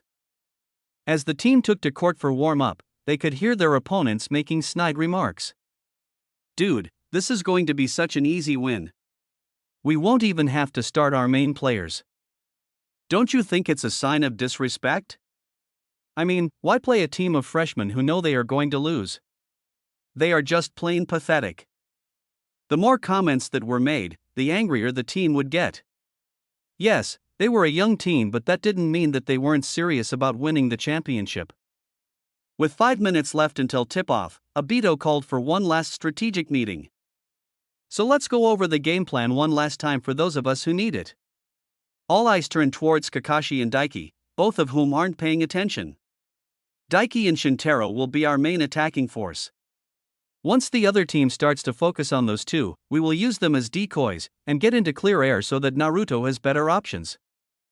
Naruto will only be allowed 20 points per game unless stated otherwise. We want to keep him as a sort of secret weapon for when we make it to the playoffs. You don't have to worry about anything, Obito and I."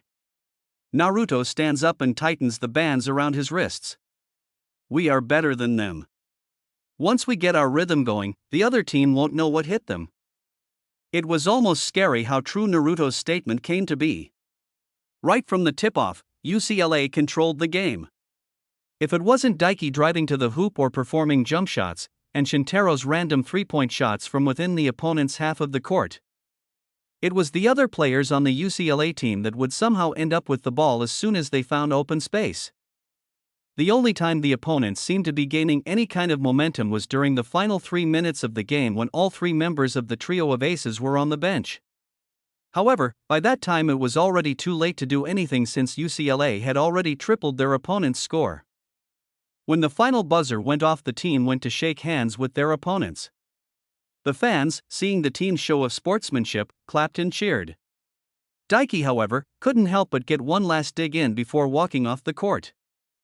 You know, you guys weren't wrong. This match was too easy.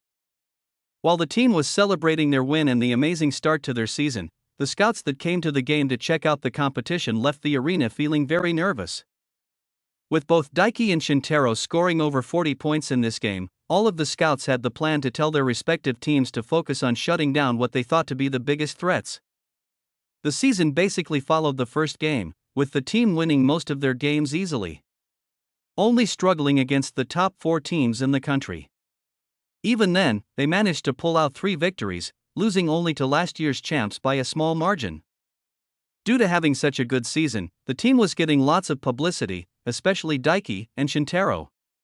With the team averaging over 100 points per game, with Daiki and Shintaro leading the team in scoring, it was no wonder that everyone wanted to know what happened to change the UCLA basketball team so drastically compared to previous years.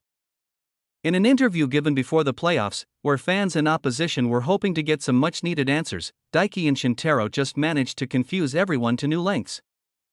Sitting in a conference room after the final practice before the playoffs, Daiki and Shintaro were giving out answers calmly when a question was posed that changed the mood in the room entirely. So, out of the two of you, who do you think is the best player on the team?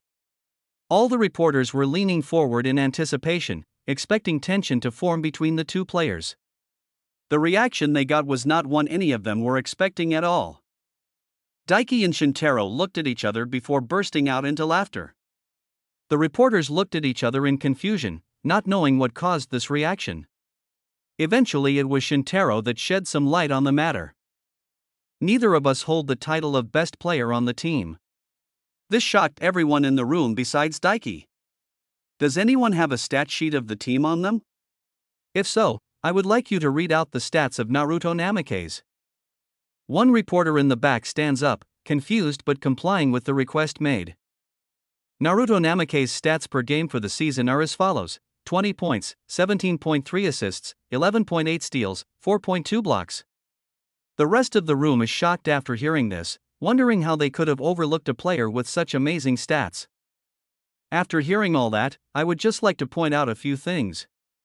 In every single game he has played this season, Naruto has scored exactly 20 points without fail. The reason for not scoring more is that Coach Obito put a restriction on him.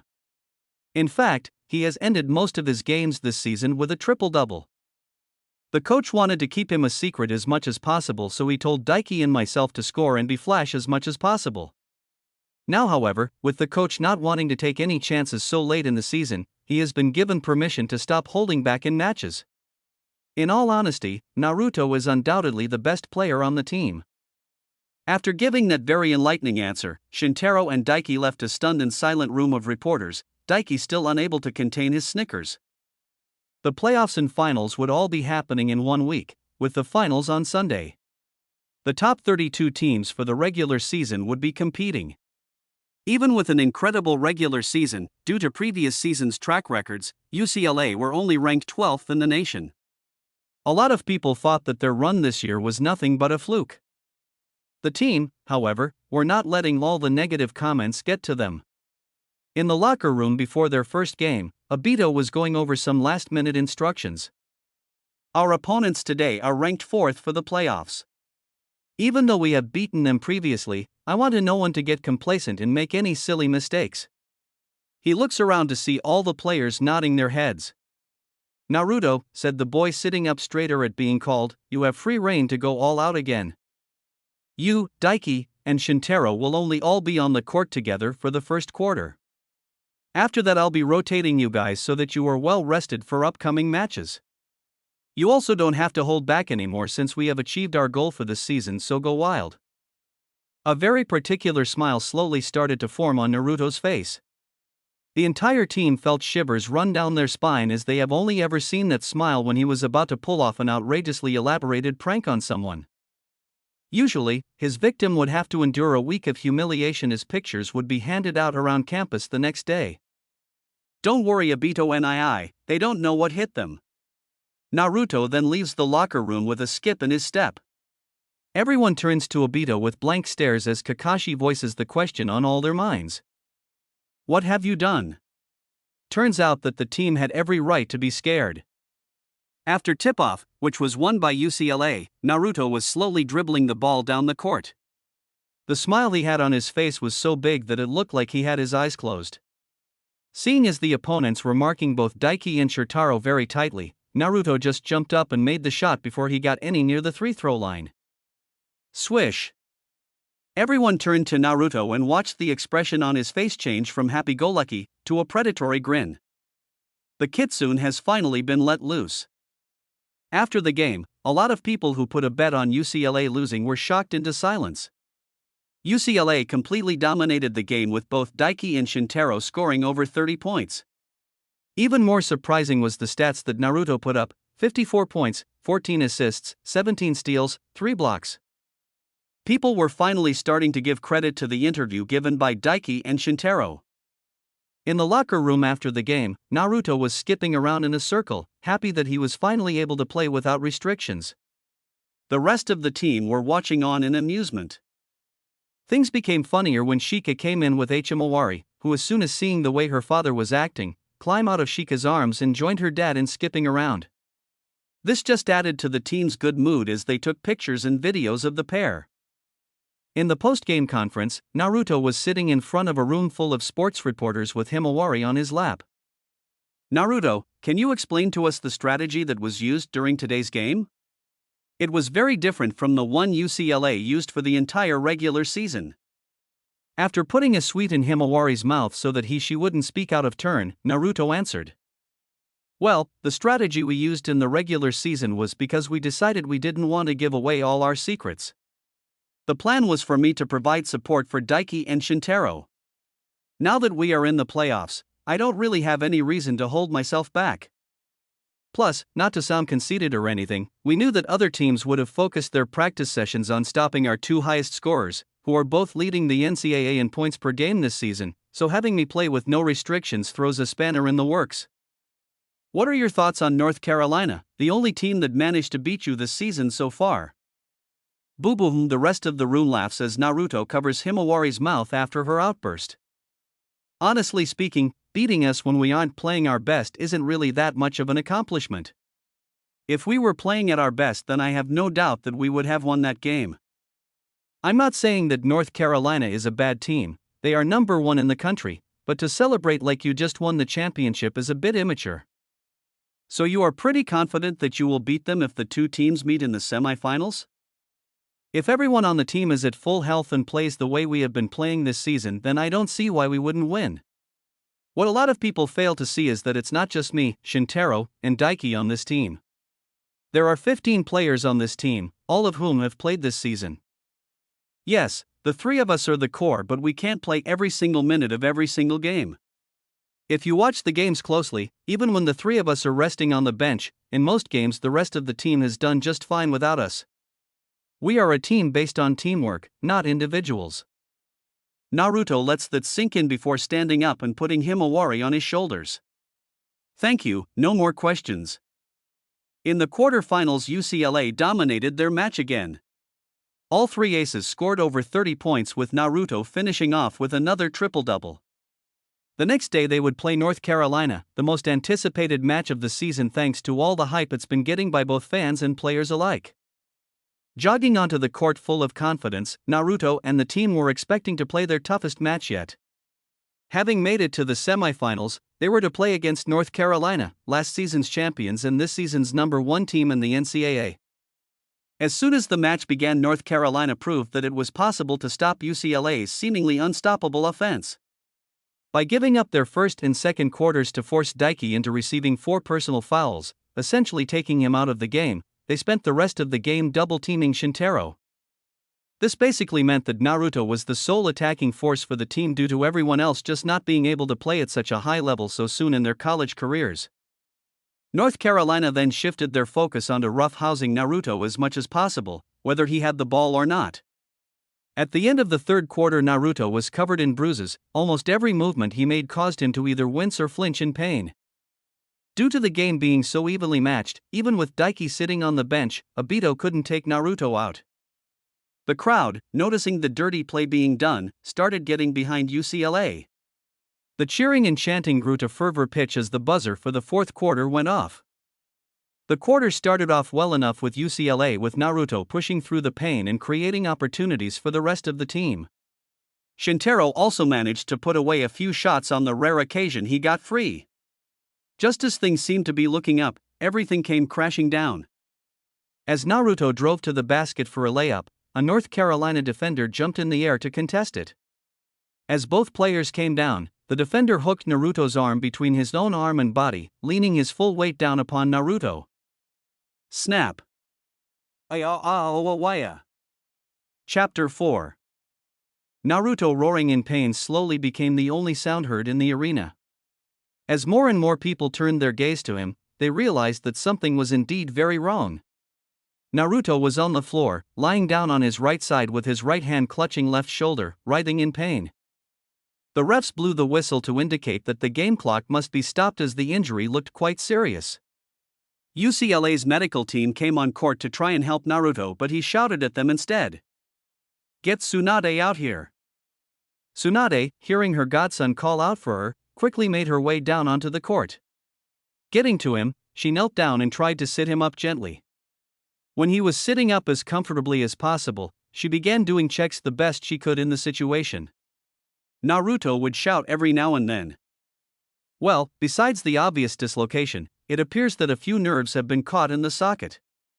We have to get you to my office to make sure we can pop it back in without any complications. Sorry kiddo, but your season is over. Tsunade informed Naruto solemnly.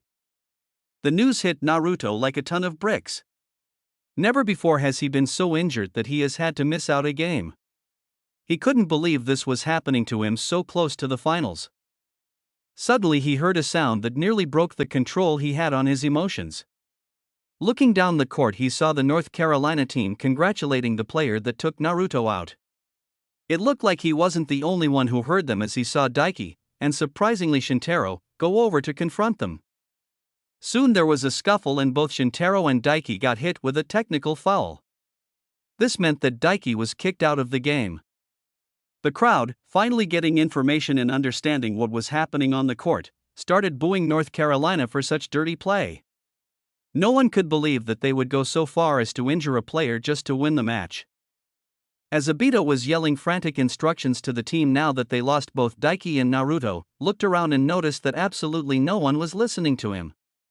Turning to ask Kakashi what was going on, he paused in shock as he saw that Kakashi wasn't reading his book like he normally was. He was staring at something on the court. Turning his attention to the court, his breath left his lungs in shock as he finally saw what was grabbing everyone's attention. Standing at the free throw line waiting to take his 2 shots, keeping his dislocated left shoulder as still as possible, was Naruto Namikaze. Pain was clearly written on his face. Everyone that tried to talk him out of taking the shots were promptly given a death stare. Finally Tsunade, knowing that he would be stubborn to the end, walked up beside him. As a doctor, I can only allow you to take these last 2 shots before we have to rush to the office. Make it count, kiddo. Naruto gives her a look of gratitude as she ushers all the non-players of the court to stand on the side. The crowd starts whispering and mumbling in awe of the courage being shown by Naruto.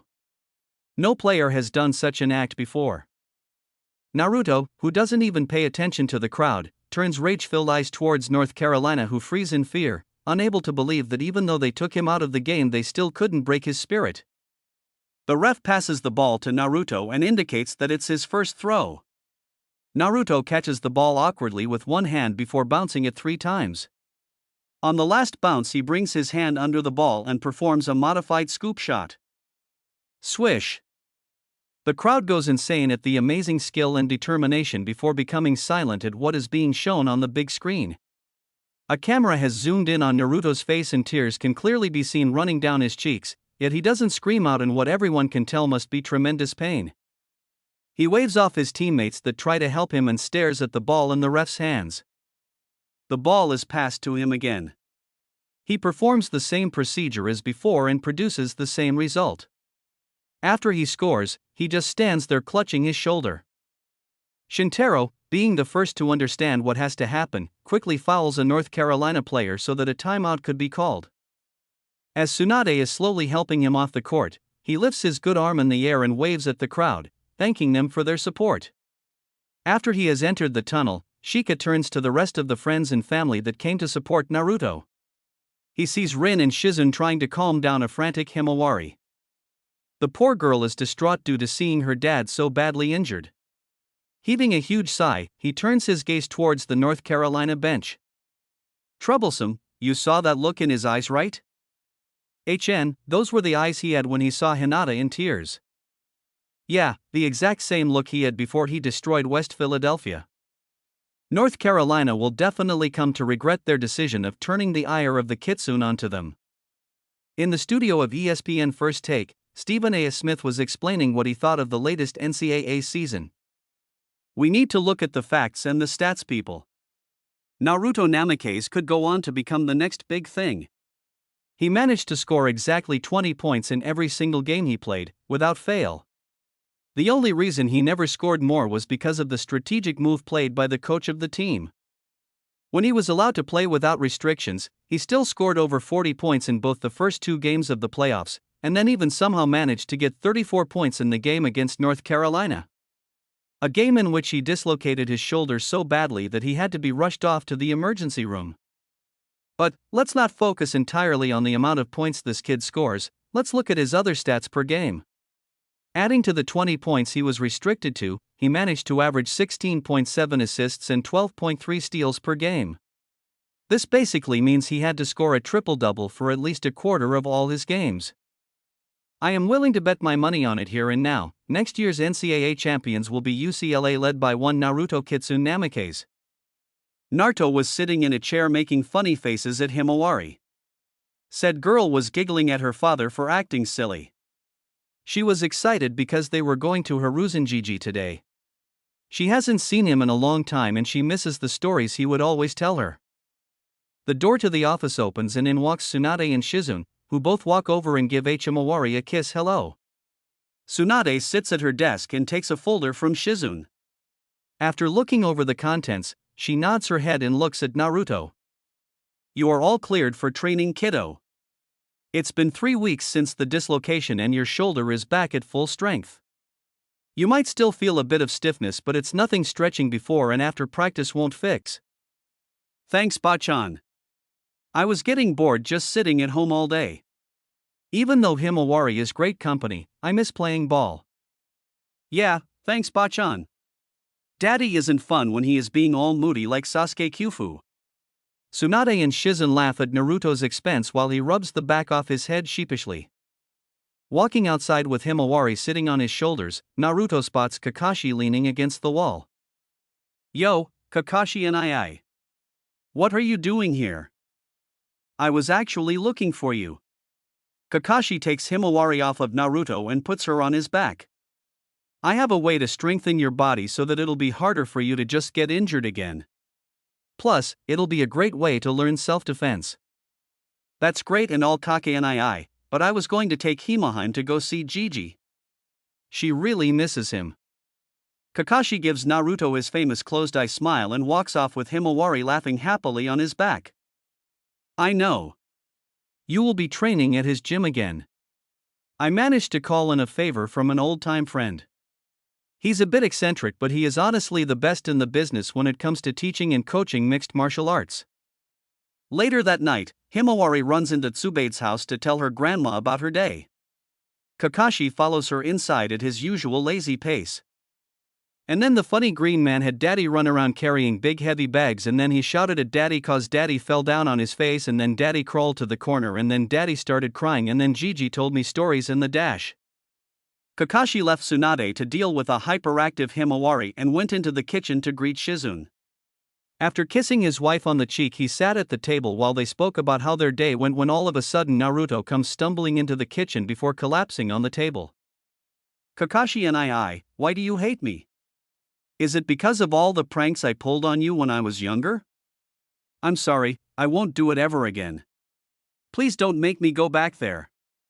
Naruto exclaims in tears. Don't be such a big baby about things, Naruto.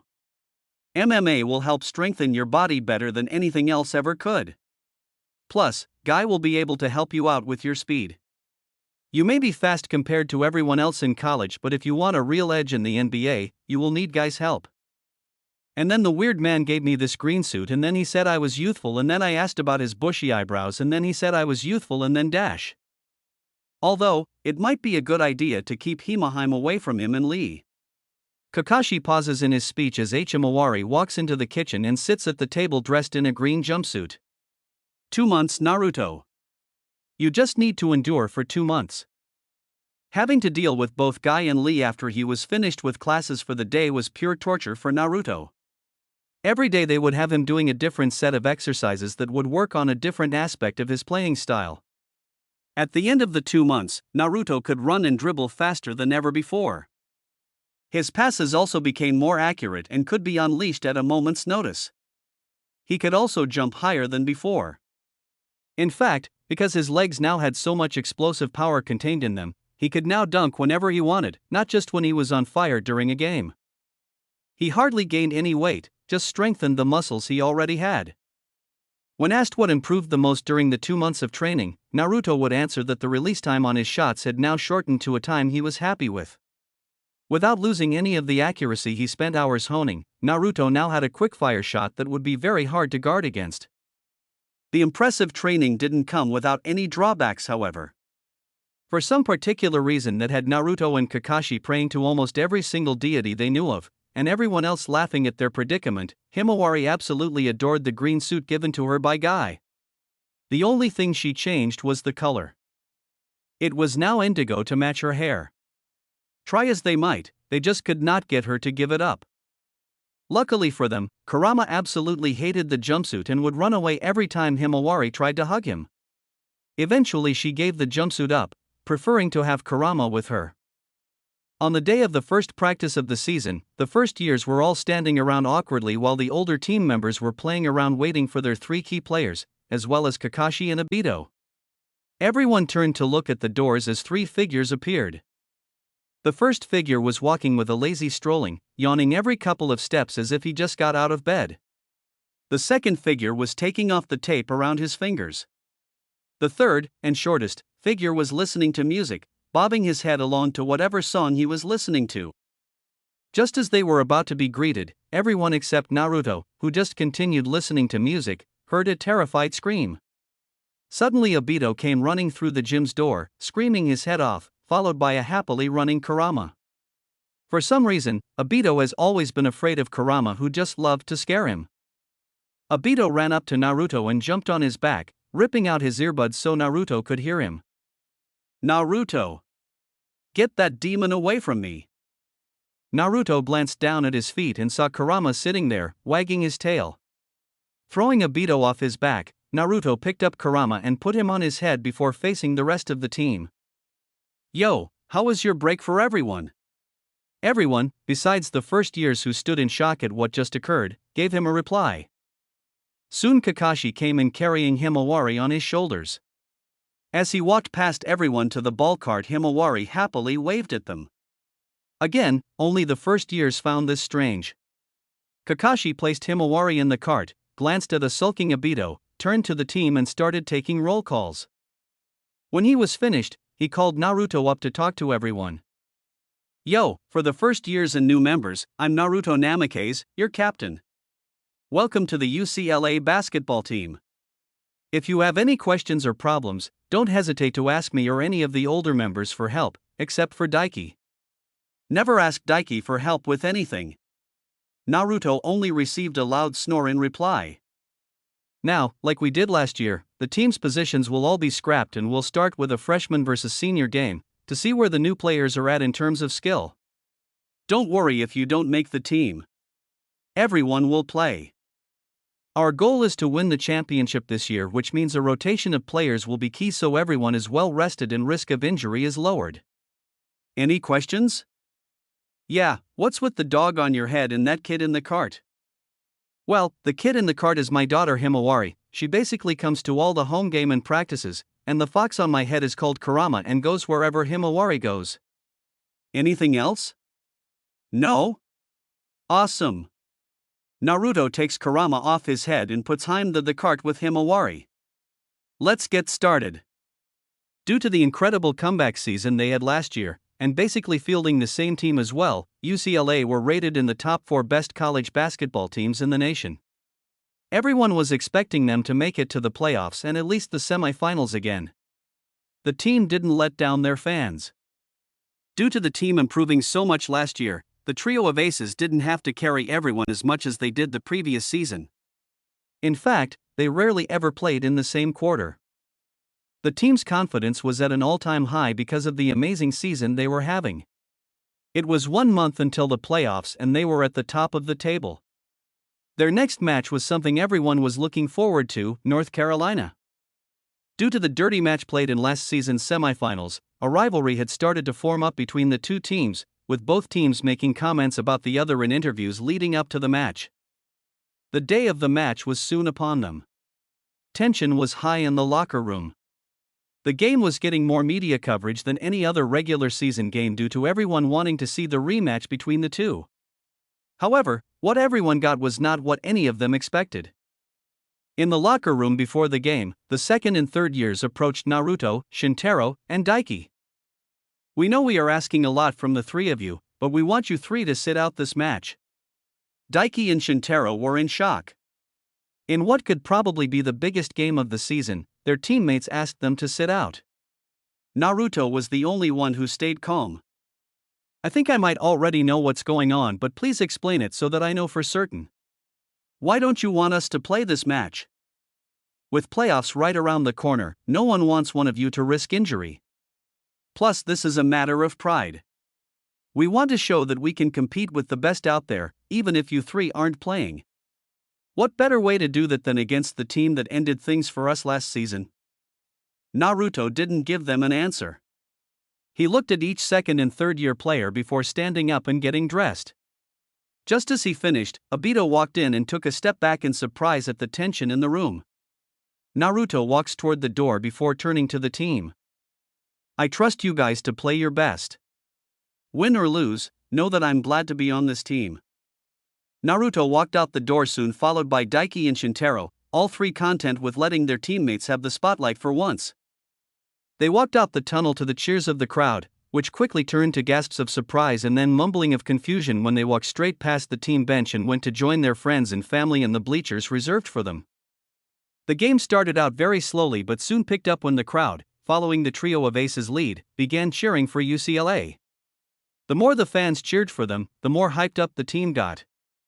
The lead of the match was changing hands quite regularly. The second and third years were surprising everyone except their three star players. They weren't just keeping up with North Carolina, they were actually playing on even footing with them. This match was proving to everyone that UCLA was more than just three players. The game eventually ended with UCLA losing by 1 point.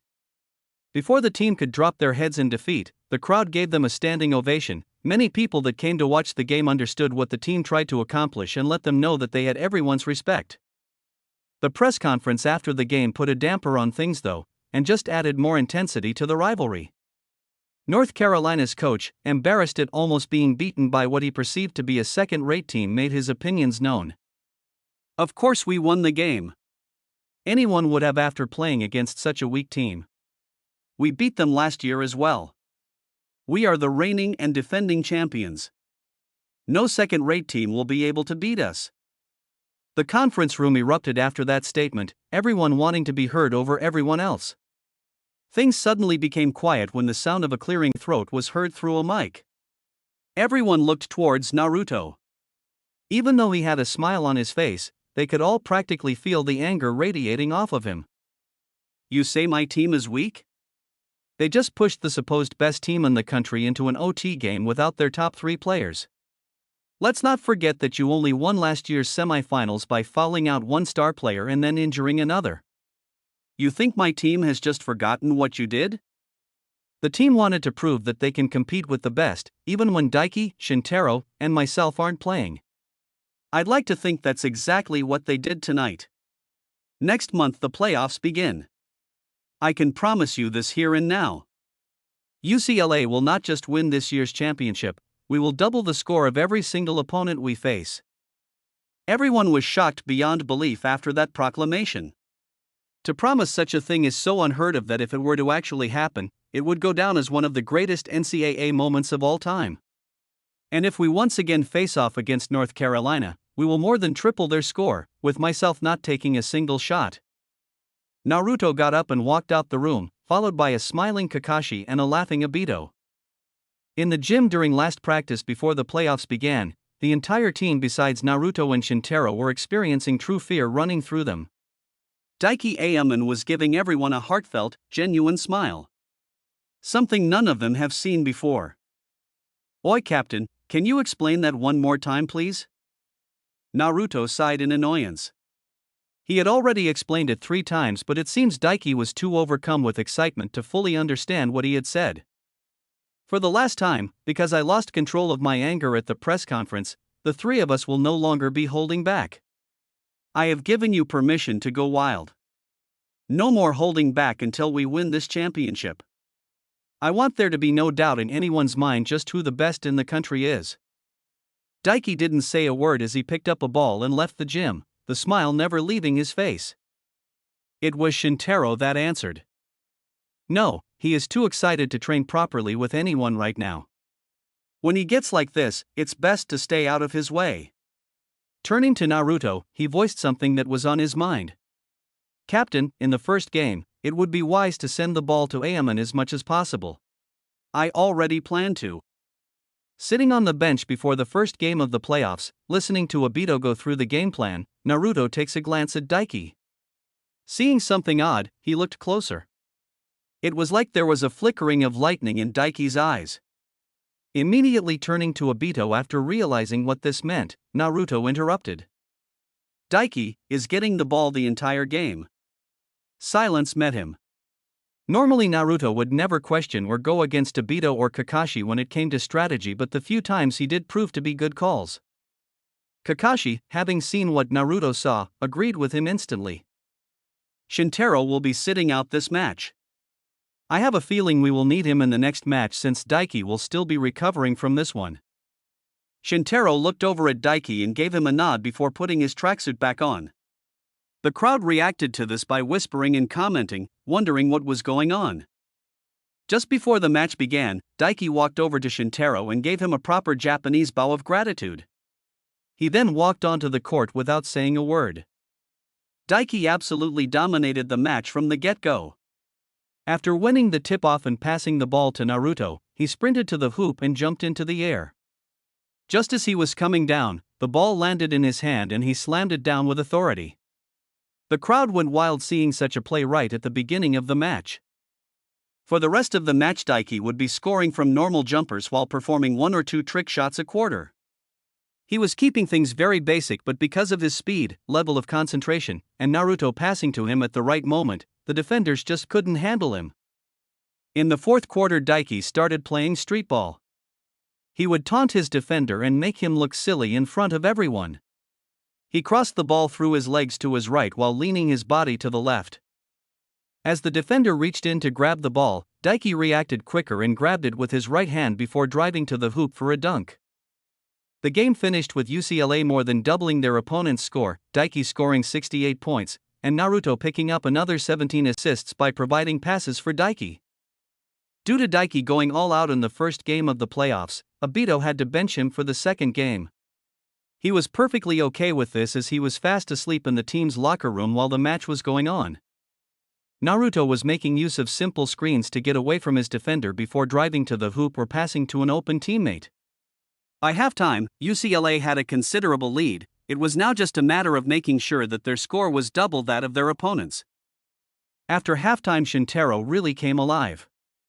By receiving amazingly pinpoint accurate passes from Naruto, he was able to find his rhythm much easier than usual and was shooting from further beyond the three-point line as the match went on. He ended the game by setting a new NCAA record for most 3 points in a game, 17 shots, breaking Keith Vaney's record that stood since 1996. After the match, the crowd gave Shintaro a standing ovation as they had just seen probably the best three-point display ever. Going into the quarterfinals, the main talk of the tournament was the UCLA team. Most people had written off what Naruto said at the press conference, but the team was sticking to his word and seemed to be gaining momentum because of it. The only difference between this year and last year was that Naruto hadn't been taking a lot of shots. He was more focused on making assists and defending. Naruto used the quarterfinal match as a showcase for his passing skills. He performed a variety of no-look passes as well as flicks of the wrist passes. The defenders didn't know which way to go as he would switch playing styles from streetball to playing professionally and back again. The game ended with the team once again doubling their opponent's score. Heads were starting to turn. It had been a very long time since one team dominated the rest of the field in such a way. More attention was being put upon them than ever before. They were now everyone's favorite to win the championship this season and to do it all again next season, since the team would remain relatively intact. The team they played in the semifinals tried to shut down Naruto with a double team. It was a good idea, but Naruto was just playing at too high a level to be stopped by their efforts. If anything, it showed just how far ahead he was compared to their opponents.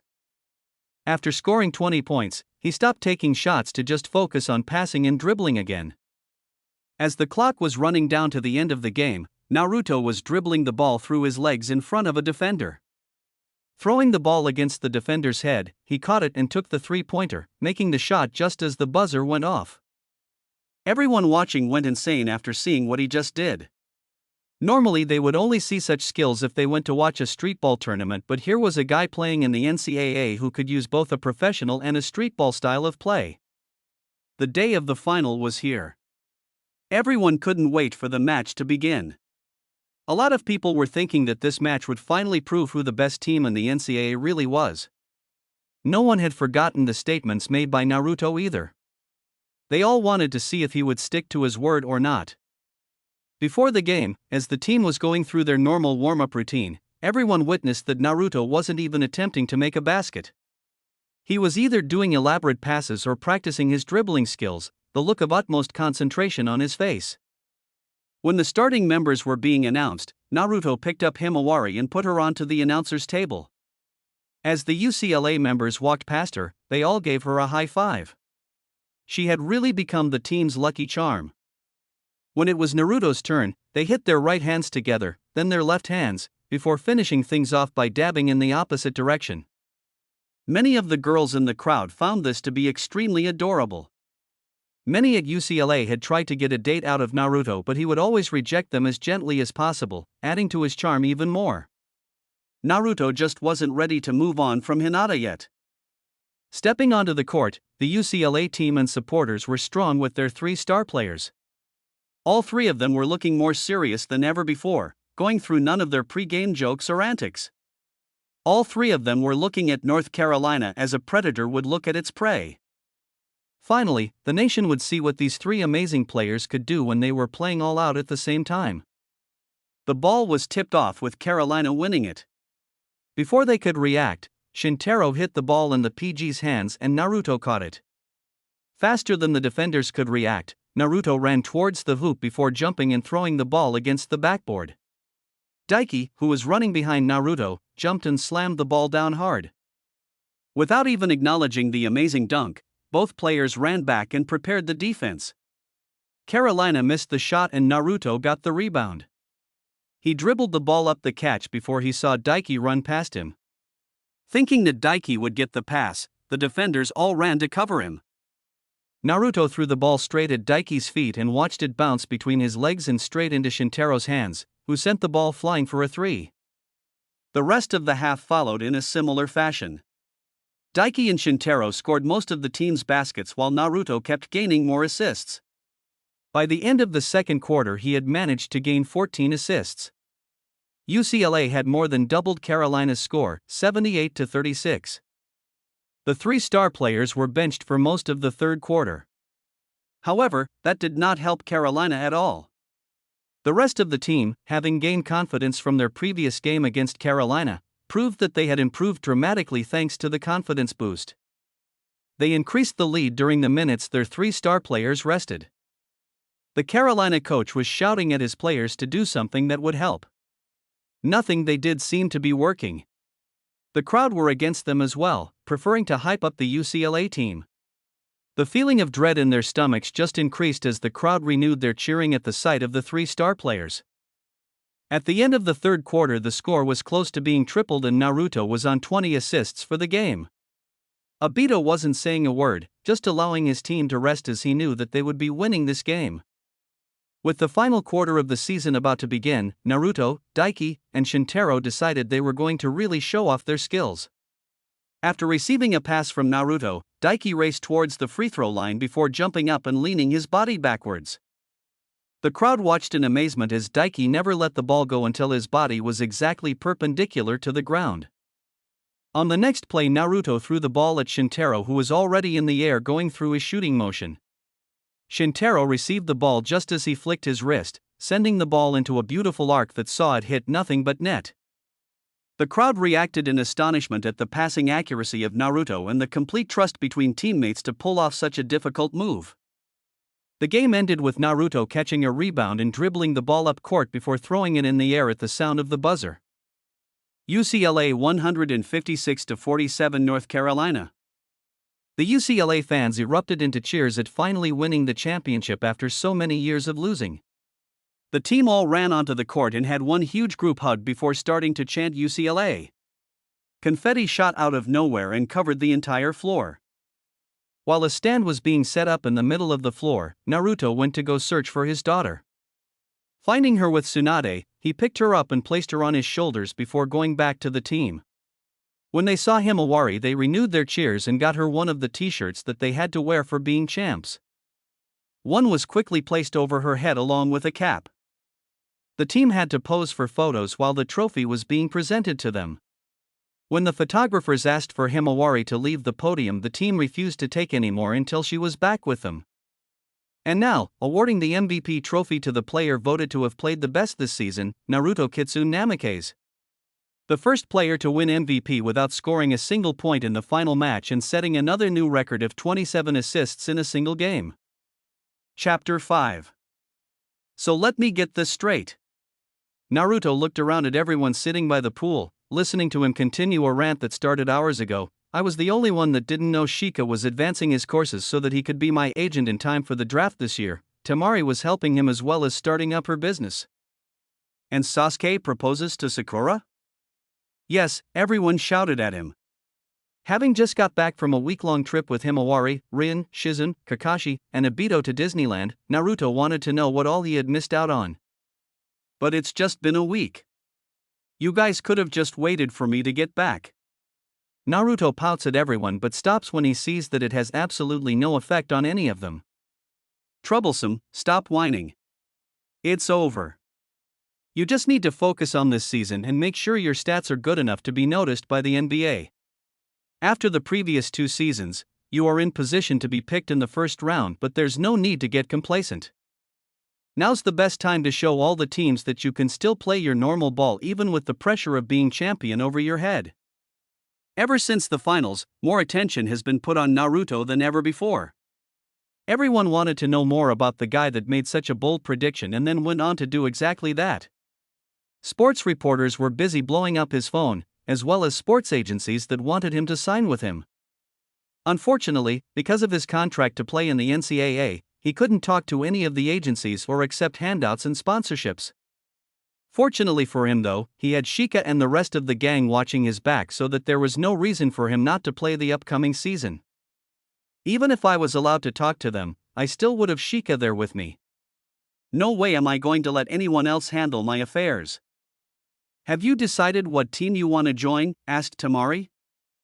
Naruto and the guys all looked at each other for a moment before looking back at Temari and answering together. Lakers. The girls all roll their eyes as the boys go off into their own little world, talking about basketball and other things that might interest them. Naruto, Are you crying again? No. I have allergies. But you aren't even Dash. Baby, don't go. Don't leave me with these savages. I can't survive without it. Everyone face-palmed at how Naruto was behaving. Daddy, it's just school. And I'll see you later. Himawari tried to get away from Naruto, but he wouldn't let her go. Besides, you know Irika-sensei and Gigi will be there with me. But I don't want you to grow up. You're supposed to stay little forever and ever. Naruto's antics were starting to draw attention to the group.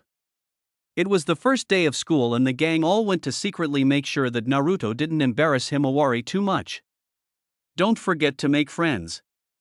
Oh, and I packed your favorite bowl of ramen. I'll be here when school ends. Himawari giggles at her dad and rolls her eyes. Daddy, I'm the one that's supposed to be crying. I'll see you later. Love you. She kisses Naruto on the cheek and runs over to Irika. Do you guys think I'll get into trouble if I just stalk her the whole day? Naruto asks the group innocently. Yes. Ruto, even Kurama isn't as emotional as you are. Just relax, she'll be fine. Besides, she's going to the same private school we went to. We all know how their system works and you can easily contact them if there's something bothering you. Naruto stares at the building with a solemn expression on his face. I just don't want her to grow up. So we are going into this season as the champs. Everyone will be gunning for us. Now, since this season will be the last that Naruto, Daiki, and Shintaro will be with us, the plan is to slowly ease others into their positions so we are still able to have a fighting chance for the years to come. It was the first practice of the season and Obito was laying down the game plan for everyone. Now, we are ranked number 1 in the nation, so expect a lot more media attention at games and sometimes practices. I would just like to remind everyone that your NCAA contract prohibits you from doing a number of things, so please go over it thoroughly so there are no incidents. Just then, Kakashi walked into the gym leading a bunch of sport reporters over to the benchers. The team looked over to see what was going on. The first years and some of the less confident members were quite nervous that there were people watching them. The rest of the team were either used to it or just didn't care. I know a lot of you aren't too used to practicing under such conditions, but just bear with it. They will be staying after practice to interview some players, so don't all run off. Now, are there any questions? Why is there a fox sleeping in the ball cart? Kurama is kinda like our lucky item. He's at almost all home practices and games. Don't let him distract you. The season was going well for the team. Not losing any matches and slowly integrating other members into positions normally occupied by the 3 star players was actually proving to be easier than anyone anticipated. It appeared that after training with them for years, the other members' level of skill had risen to a point where they could compete against the other top college teams in the nation. It also helped that there was an increase in recruits this year due to the championship win last year, giving Obito and Kakashi a lot of good players to work with. The team was breezing through the regular season. Even though they weren't playing as many minutes as the previous 2 seasons, Naruto, Daiki, and Shintaro were still putting up impressive stats. Naruto was still focusing on passing the ball to teammates and gaining assists, still scoring 20 points every game. One day the 3 of them were resting from an intense practice that Kakashi was in charge of. So you 2 are going back to Japan after we graduate? Yeah. We are planning to enter into the professional league over there and then make a go for the national team. We have a couple of friends that are also planning to go professional, so it should all work out nicely for us. Plus, this way, in 2016, we can duke it out for Olympic gold, and the year before that is the World Tournament. That's only if we are all called up for the teams. If things go according to plan, then it will only be my 2nd year in the NBA, not a lot of time to get a good enough reputation for the national squad. You are forgetting that you already played and captained 1 national squad. They'll surely take that into consideration. Besides, you are one of the best players I have ever played against. You will make the team. The 3 sit in silence after that, each lost in his own thoughts and memories about the years spent together. Daiki, before I forget, there are times where I think I see lightning flowing from your eyes. What's up with that? Daiki takes a while to gather his thoughts before looking towards Naruto. What do you know about the Zone and the Wild? Continuing their impressive form from the first half of the season, UCLA easily qualified for the playoffs. The team as a whole was stronger than it has ever been. Everyone had a chance to play and showcase his skills. Daiki won the regular season MVP, closely followed by both Naruto and Shintaro. The fans and commentators were expecting them to win the championship again. Walking onto the court for the warm-up before the first game of the playoffs, Naruto noticed that there were a lot more cameras compared to the previous 2 occasions that he has been here. Yo, Obito NII. What's with all the cameras today? Something important is happening? Obito gave him a funny look. In fact, almost everyone was giving him a weird look. Don't you know? Everyone wants to watch you play. Especially the NBA teams that are planning to sign you up in the upcoming draft. Ruto, you are currently a very hot topic. Everyone in the country that's into basketball wants to know more about you. But what about Daiki and Shintaro? Surely they can't all be here just for me. Naruto looked around and finally noticed that a lot of cameras were on him and many more people in the audience were keeping a close eye on him. They aren't American and are going back home to Japan when the season is done. To them, you are the next big thing. It's been a while since a player has become this popular before their NBA career, so of course they are going to make a big deal out of what they perceive to be the next great player. Obito allowed Naruto to digest all he said before continuing. And because they are all here to see you, you will be our target man for offense. What? Leading up to the finals, Naruto was playing the best ball of his life so far. Not only was he scoring over 40 points a game, he was making over 15 assists a game as well. UCLA was absolutely destroying all competition. The fans and cameras loved them. They weren't just winning games by a large margin, they were having fun as well. A lot of the time the team would use a streetball style of play to get by defenders or just show off for the crowd. The outcome of the final was one that everyone expected. UCLA utterly destroyed their opposition. All 3 star players managed to score 30 points in the game. Naruto was once again named MVP for his amazing performance. So Naruto, now that your college career is done, what do you have planned next? I plan to enter into this season's NBA draft. I want to continue playing ball. These past 3 seasons with UCLA have been great and I never once regretted my decision to hold off on the NBA. I learned so much from both my coaches and my teammates. I'll miss playing with these guys. Any idea what team you'll be joining? Nope. No idea. Because of the NCAA contract, I couldn't talk to professional teams at all. I'm hoping that will all change now. I have one of my best friends as my agent. He's honestly one of the smartest guys I know and he has a really good business sense, so all I have to worry about is playing ball. Well, we here at UCLA thank you for all you have done for our basketball team and we wish you luck for all your future endeavors. Naruto was jogging along the pier next to the beach, the sun just starting to make an appearance. He had started running ever since he first trained with Guy and Lee. It was his way of clearing his head and having time to himself. He wouldn't be getting a lot of that over the next couple of days. Ever since the end of the season, his phone, as well as Sheikah's, has been blowing up with offers from teams and brands that would like to sponsor him. He really had no idea what to say or do, so he just left all of that to Sheikah. He just wanted to get into the NBA and play ball again. As he turned to go back home, he saw that someone was running behind him. She was wearing a skin-tight pair of gray Nike leggings going down to her ankles, showing off her shapely legs. She wore a Lakers number 24 top over a gray hoodie. She had a baseball cap on with her dark brown hair pulled back in a neat ponytail. Without even being able to see her face, Naruto could tell that she was extremely pretty. As she runs past him, she lifts her head up and Naruto gazes into a pair of the warmest dark brown eyes he has ever seen. He completely freezes, captivated by the gaze of this creature that managed to take his breath away from him. A feat that only one other person has ever managed to do. She gives him a warm, gentle smile and he can't help but return it with a goofy grin of his own. He watches her as she continues her run, gazing at the way the tights show off her legs and toned backside. Hearing a giggle, he glances up and his face goes red as a tomato. She caught him staring at her. She didn't seem angry or upset by it, but Naruto couldn't help but feel like a total idiot for getting caught. He quickly turns around and nearly sprints his way home. When he got home, he just sat on the front steps, replaying the whole scene through his head. He had no idea how long he sat there for, but he was brought out of his thoughts by Himawari coming outside to greet him. "Morning, Daddy. Why are you just sitting here by yourself? Are you thinking about mommy again?" Naruto looked at her in shock. "What do you mean, Himaheim? Bachan says that whenever you have that look on your face, you are thinking of mommy. Do you miss her?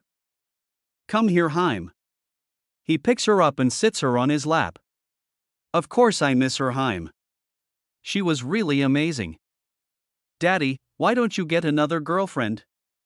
That way you won't have to be lonely when I grow up." "You are never growing up." Naruto looks away from her and pouts childishly, causing Himawari to laugh at him. "I don't think I'm ready to move on yet, Heim. Your mommy was really the only one that I ever had eyes for. Besides, I also have to make sure that whomever I date falls in love with you as well. You'll always be the most important girl in my life." Naruto and Himawari continue to sit together, enjoying some father-daughter time until they both have to get ready for the day to come. Hearing the doorbell ring, Naruto walks over and opens it to see Shika standing there typing away on his phone. "Yo, Sheik, what you doing here?" "No idea. Jiraiya called me to say that as your manager, I have to be here today for some reason." "Is he here?" "Yeah, he's sitting in the living room with an old friend of his." As soon as both boys walk into the living room, Shika gasps and drops his phone in shock. Jiraiya and his friend both look at him with amused expressions on their faces. "What's wrong, Shika? Do you know this dude?" Shika gives Naruto an exasperated look before rushing over to shake the older man's hand, his sharp mind already figuring out why Jiraiya told him to come over today. "Kazuo Hirai, sir, it's an honor to meet you. Please, excuse my client's lack of respect. He really doesn't follow business enterprises, instead focusing on sports more than anything else." Kazuo Hirai laughs at that while Naruto looks at everyone in confusion. "Can someone please tell me what the hell is going on?" "Ruto, this is Kazuo Hirai." Shika receives a blank look in response. "The chief executive officer for the Sony company." Another blank look is all he gets. "Troublesome, the company that makes PlayStation." Before he knows it, Naruto is standing in front of Mr. Hirai and feverishly shaking his hand while gazing at him with stars in his eyes. Mr. Hirai just laughs at the interaction between the two young men. "Before my client makes a bigger fool of himself, is there any reason for your visit, Mr. Hirai?"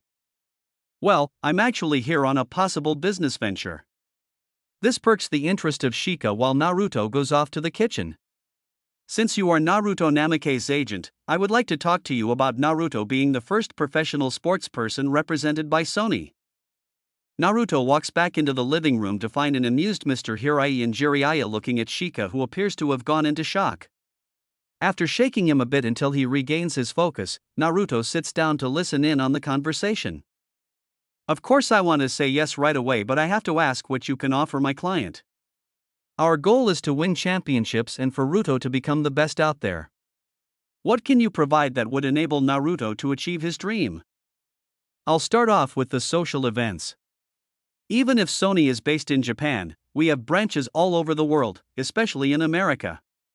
We sponsor a number of sporting events and social functions. If Naruto signs with us, his name would go onto the lists of many of those events, allowing him to make contacts and interact with a lot of prominent people in many social circles. Even though he will be our only sportsman, he will be able to interact with a number of other athletes from different sports, ensuring that he gets good publicity. His family and friends will have access to our medical staff as well as facilities. We want to ensure that we keep him safe, healthy, and happy.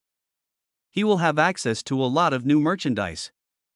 In fact, we will rely on him to advertise a lot of new products we will be producing in the near future, such as watches, headphones, backpacks, cell phones, etc.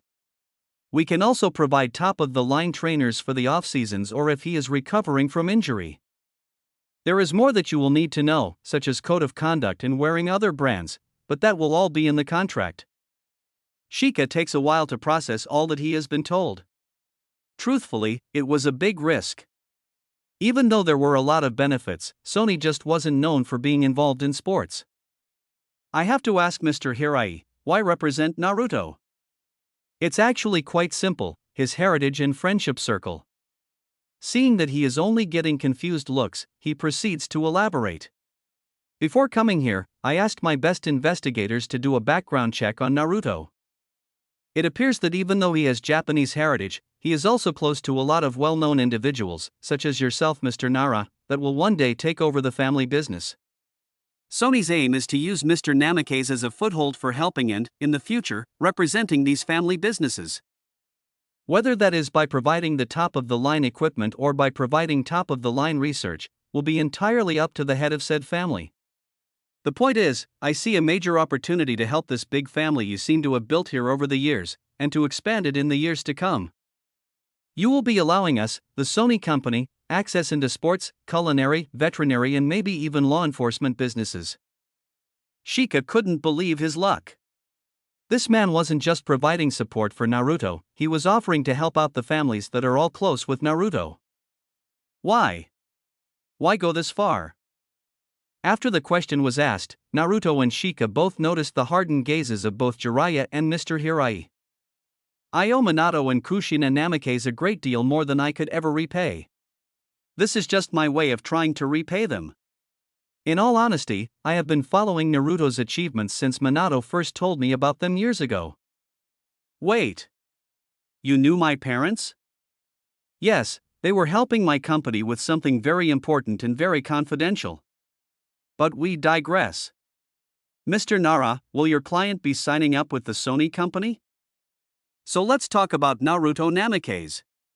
He is this year's projected #1 pick in the NBA draft, two-time NCAA champion, as well as two-time MVP, a high school champion and MVP. This kid already has a list of achievements to his name. I think everyone is making too much of a big thing about this kid. Sure, he is good, but we haven't seen him play against professionals yet. Don't you think it's all just a bit too soon to be saying that he'll be one of the greats one day? What do you think about all this, Mr. Stephen A. Smith? I have been saying it from day one already. This kid will be the next great thing. Like Michael Jordan and LeBron James, he will be the one leading the NBA into a new era. I know LeBron is coming off of just winning another championship, but give this kid 1 or 2 seasons to adjust himself and I promise you that he will be up there competing with the best of him. Naruto Namikaze is a young player that teams should look to build around. Give him enough experience and players good enough to utilize his amazing passes and he will be able to go toe-to-toe with anyone in the league. Okay, now remember, no matter who picks you, keep smiling. We don't want anyone to think that you are a drama queen or ungrateful. If we don't get the team we want, we will just have to make do for the time being. Naruto and Shika were on their way to the Barclays Center for the 2013 NBA draft. After having spoken to a number of teams, Naruto still only wanted to be a part of the Lakers. When they got to the venue, they both got out of the car. Naruto, wearing a tailored suit, smiled and waved to the crowd of supporters and sports reporters. Walking into the center, they were quickly ushered to a table that was already filled with their friends and family. After sitting down, Naruto picked up Himawari and placed her on his lap. The nerves were starting to get to him, but having Himawari close by always managed to calm him down. Finally, after a bit of waiting, David Stern, NBA commissioner, walked on stage to begin proceedings. Let the 2013 NBA draft commence. The Cleveland Cavaliers have the first pick. All cameras pointed to the Cavaliers section as they debated on what to do. After almost using up their allocated slot, they received a call and gave their answer to Mr. Stern. The Cleveland Cavaliers have traded their first-round pick to the LA Lakers for PG Jordan Farmar. With the first pick in the 2013 NBA draft, the LA Lakers selected Naruto Namikaze, from Los Angeles, America, and UCLA. That's it, guys, for this reading. I hope you liked it, and I thank you for your continued support.